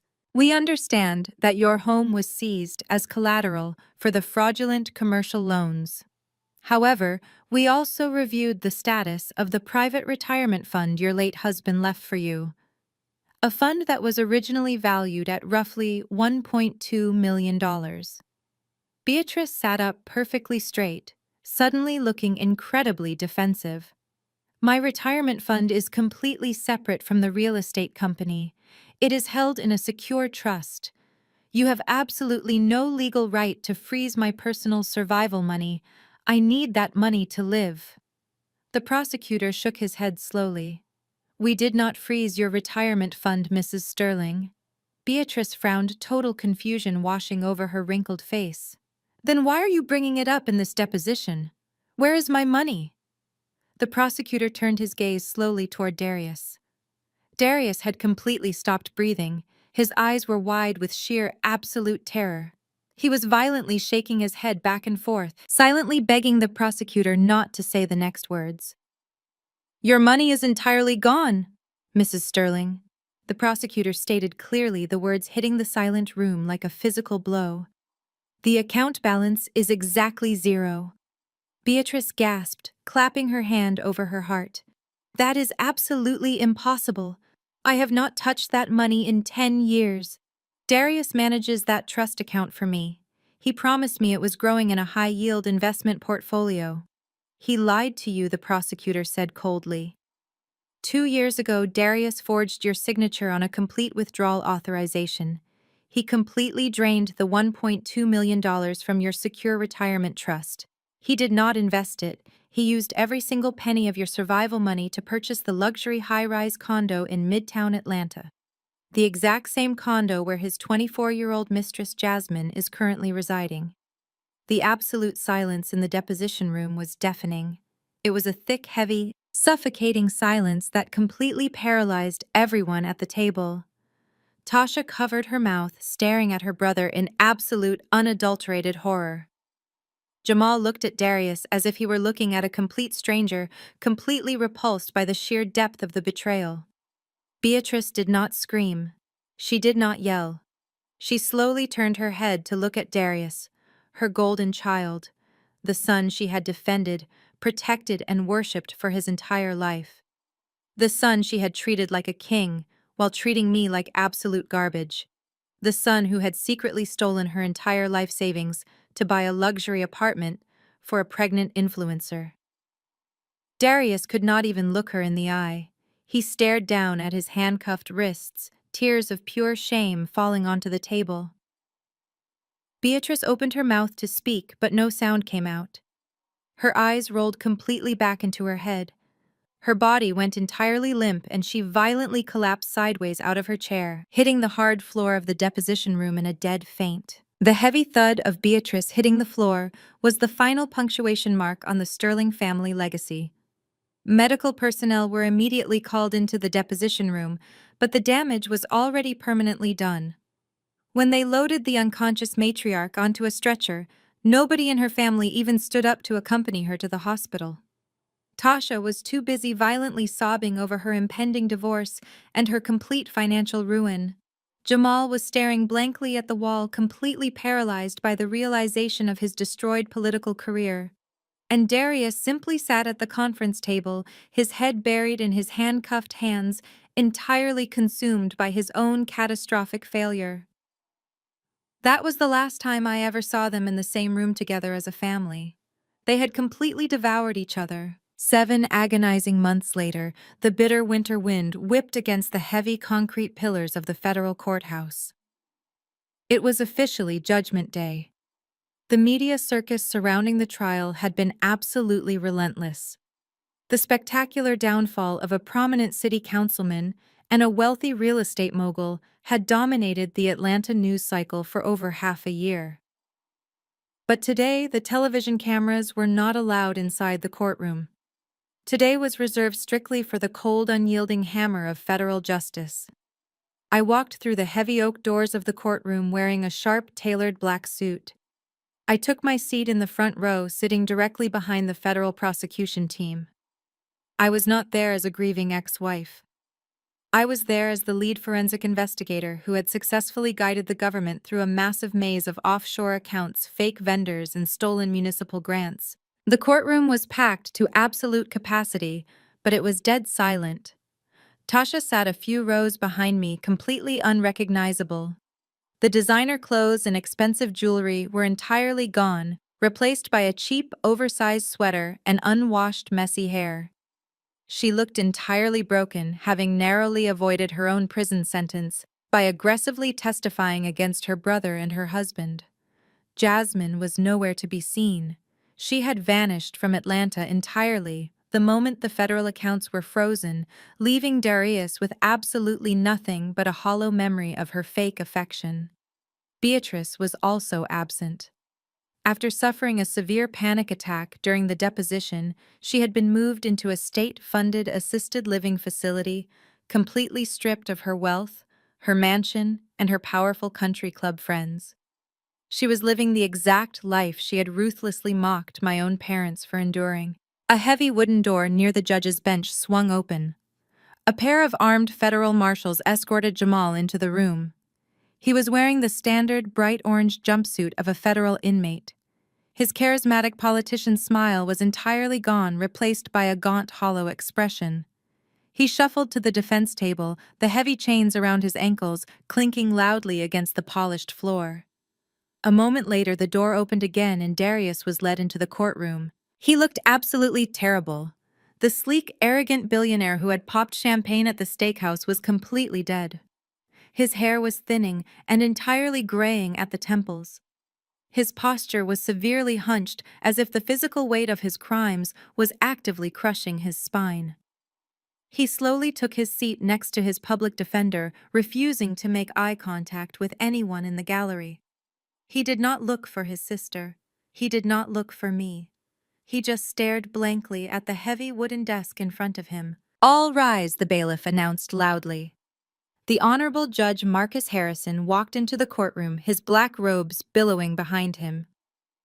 He was known throughout the district as an incredibly strict, entirely merciless judge who absolutely despised white-collar criminals and corrupt politicians. He took his seat at the high bench, adjusted his reading glasses, and looked down at the two broken men sitting before him. The tension in the room was completely suffocating. "We are here today for the final sentencing in the matter of the United States versus Darius Sterling and Jamal Hayes." Judge Harrison began, his deep voice echoing powerfully off the high ceilings. "I have spent the last 3 weeks reviewing the sheer volume of evidence presented by the federal prosecution team. I have read the forensic accounting reports. I have listened to the audio recordings of your private conversations. I have reviewed the forged zoning permits and the fake vendor invoices." Judge Harrison paused, removing his glasses and staring directly at Jamal. "Mr. Hayes, you were elected by the citizens of this city to protect their interests. You were trusted to govern with absolute integrity. Instead, you used your political office as a personal piggy bank. You actively bypassed environmental reviews, approved fraudulent municipal grants, and funneled taxpayer money into offshore accounts to fund a lifestyle of grotesque luxury. You completely violated the public trust. The fact that you fully cooperated with the government only after you were caught on a federal wiretap does not erase the severe damage you have done to this city." Jamal closed his eyes tightly, a single tear escaping and rolling down his hollow cheek. It is the judgment of this court that you, Jamal Hayes, be sentenced to 8 years in a federal penitentiary, followed by 5 years of supervised release and full financial restitution to the city of Atlanta, the judge declared, striking his heavy wooden gavel. Jamal let out a pathetic, breathless whimper. Tasha began sobbing quietly in the gallery behind me, mourning the final, absolute destruction of her high society dreams. The federal marshals immediately stepped forward, placing their hands firmly on Jamal's shoulders and preparing to remove him from the room. But Judge Harrison was not finished. He turned his piercing gaze toward Darius. The entire courtroom seemed to hold its collective breath. Mr. Sterling, the judge, said, his voice dropping to a low, dangerous register. You were the primary architect of this massive criminal enterprise. You manipulated the system, you manipulated the city treasury, and you ruthlessly manipulated your own family. But what stands out to me the most in this entire federal case is the staggering, almost incomprehensible level of your personal arrogance. Darius kept his head down, staring at his handcuffed wrists resting on the table. The judge leaned forward over the high bench, his expression entirely devoid of mercy. The court reviewed your final divorce settlement, Mr. Sterling. The prosecution provided the complete transcripts from your family court hearings. I read exactly how you demanded sole undivided ownership of Sterling Real Estate Enterprises. I read how you loudly bragged about keeping the Buckhead mansion, the luxury vehicles, and the investment portfolios. You actively maneuvered the legal system to leave your ex-wife completely destitute. You wanted to punish her. You wanted to humiliate her. You wanted to prove that you held all the power in the relationship. The judge shook his head slowly, his voice laced with profound disgust. If you had just been fair, Mr. Sterling, if you had just split the assets evenly as the law originally intended, if you had allowed your ex-wife to maintain her 50% stake in the corporate holding company, you would have severely complicated this entire federal prosecution. The government would have been forced to untangle a massive web of shared liability. You might have been able to leverage her professional accounting credentials to secure a significantly lighter sentence. You might have even avoided the maximum federal penalties altogether. Darius suddenly looked up, his eyes widening in pure shock. The brutal, undeniable truth of the judge's words slammed into him like a freight train. But your own greed blinded you entirely, Judge Harrison continued flawlessly, his voice rising in volume and intensity. You were so incredibly desperate to leave her with absolutely nothing that you legally absorbed 100% of the fraudulent debt. You legally indemnified the government's star witness. You gleefully signed a binding legal document that took sole responsibility for millions of dollars in stolen municipal funds. Your own vicious arrogance sealed your fate. You built a highly complex trap to destroy your ex-wife, and you eagerly locked yourself right inside it. I sat perfectly still, my face a mask of absolute calm. The judge had just validated every single move I had made over the last year. He had laid Darius's colossal stupidity bare for the entire world to see. For the crimes of conspiracy to commit wire fraud, money laundering, tax evasion, and the theft of federal and municipal funds, Judge Harrison announced, his voice ringing with absolute finality. I sentence you, Darius Sterling, to 15 years in a maximum security federal penitentiary. You will serve this sentence without the possibility of early parole. All remaining assets are officially ordered to be seized and liquidated. You will pay full restitution to the victims of your fraud, including the retirement trust of your own mother, which you so callously destroyed. The heavy wooden gavel struck the sounding block with a violent, deafening crack. Darius let out a loud, agonizing scream of pure terror. He tried to stand up, but the heavy chains pulled him aggressively back down. No, he yelled frantically, struggling against the 2 federal marshals, who immediately grabbed his arms. Please, Your Honor, 15 years is a death sentence. I cannot survive 15 years in a maximum security prison. You have to reconsider, please. Judge Harrison completely ignored the pathetic outburst. He calmly gathered his files, stood up from the bench, and walked out of the courtroom. The sentencing was entirely final. There were absolutely no more legal maneuvers. There were no more bribes. There was no more stolen money to hide behind. The empire was officially dead and buried. The federal marshals yanked Darius forcefully to his feet.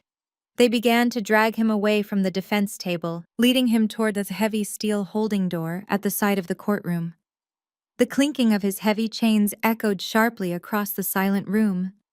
Jamal was already being led through the doorway, his head hung low in complete defeat.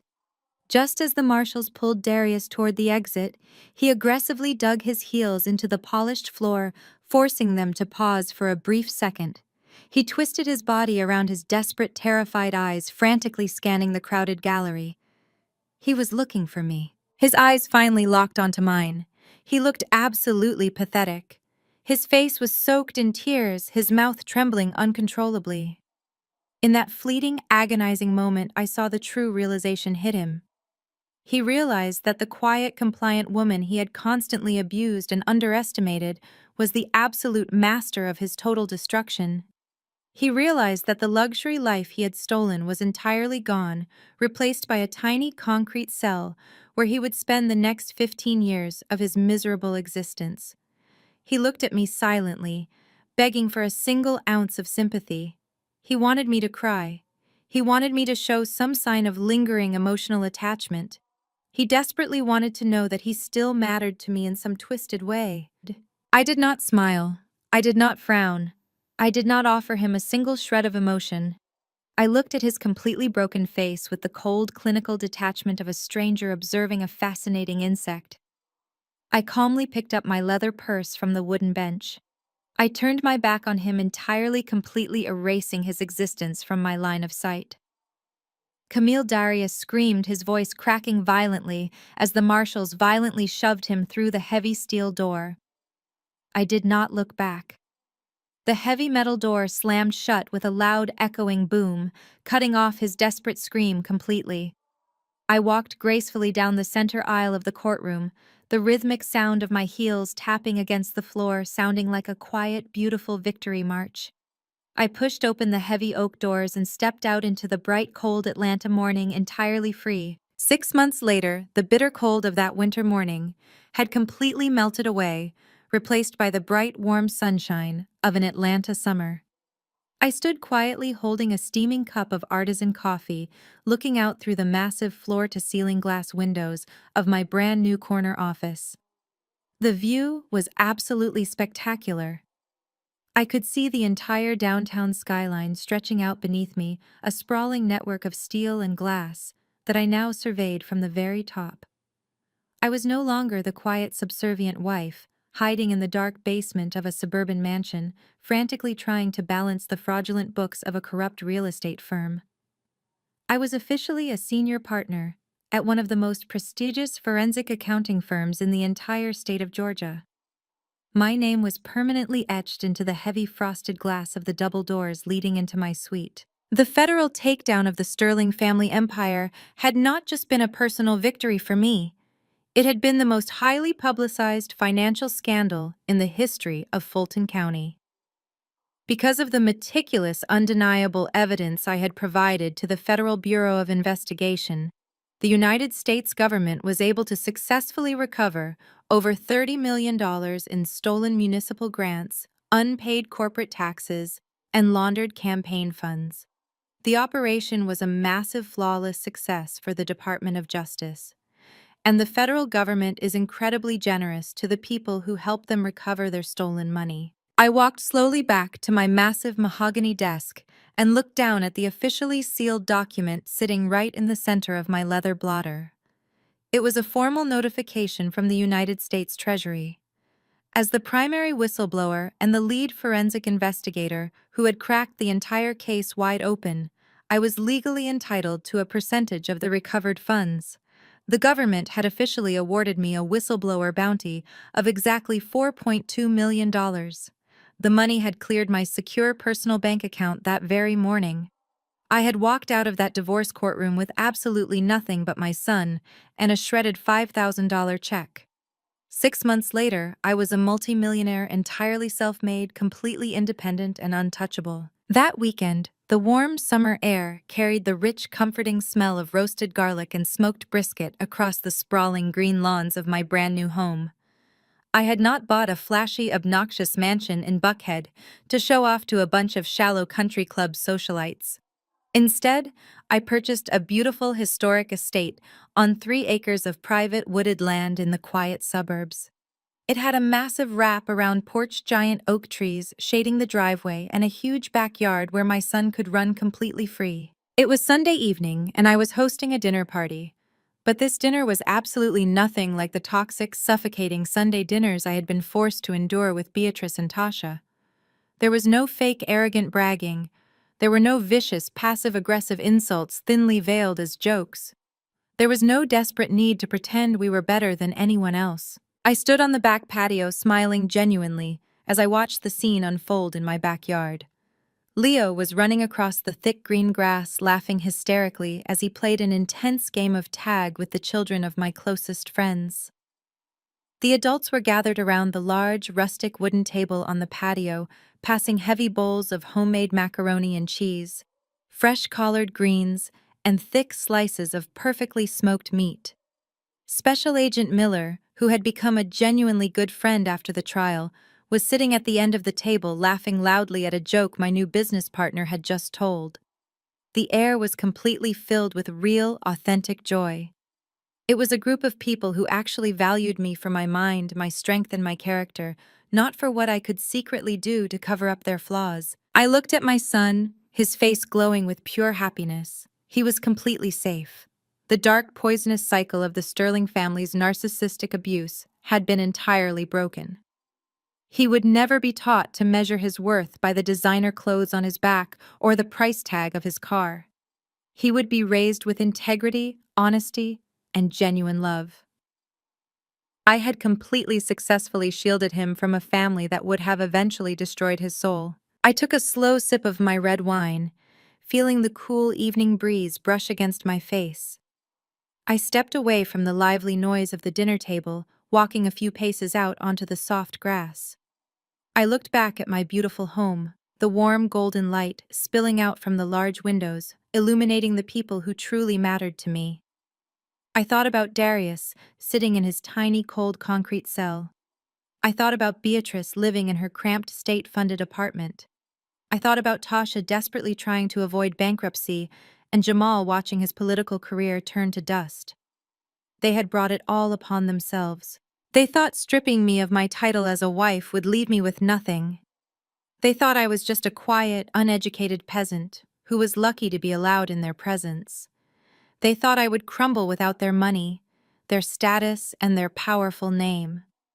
They completely forgot that I was the one holding the entire empire together from the very beginning. I was the foundation they built their fake castle on, and the moment they tried to crush me, I simply stepped away and watched them fall. When you force a Black woman to build from scratch, don't be surprised when she builds a fortress that locks you out. The story of the Sterling family's spectacular downfall is a masterclass in the destructive power of unchecked arrogance and greed. It vividly illustrates how a family culture built entirely on manipulation, deceit, and the obsessive pursuit of status is fundamentally fragile. When wealth is acquired through fraud, rather than honest labor, the foundation is inherently rotten. The moment pressure is applied, the facade crumbles, revealing the complete absence of loyalty or genuine love. Their relentless underestimation of Camille, the quiet, compliant wife they treated as an expendable asset, was their fatal flaw. They mistook her silence for stupidity and her patience for weakness. Ultimately, the story proves that authentic success and true freedom are never achieved by tearing others down, but by choosing to build your own life with integrity, independence, and an unwavering belief in your own self-worth. Have you ever watched someone's arrogance become their ultimate undoing? Share your stories of karma in the comments below.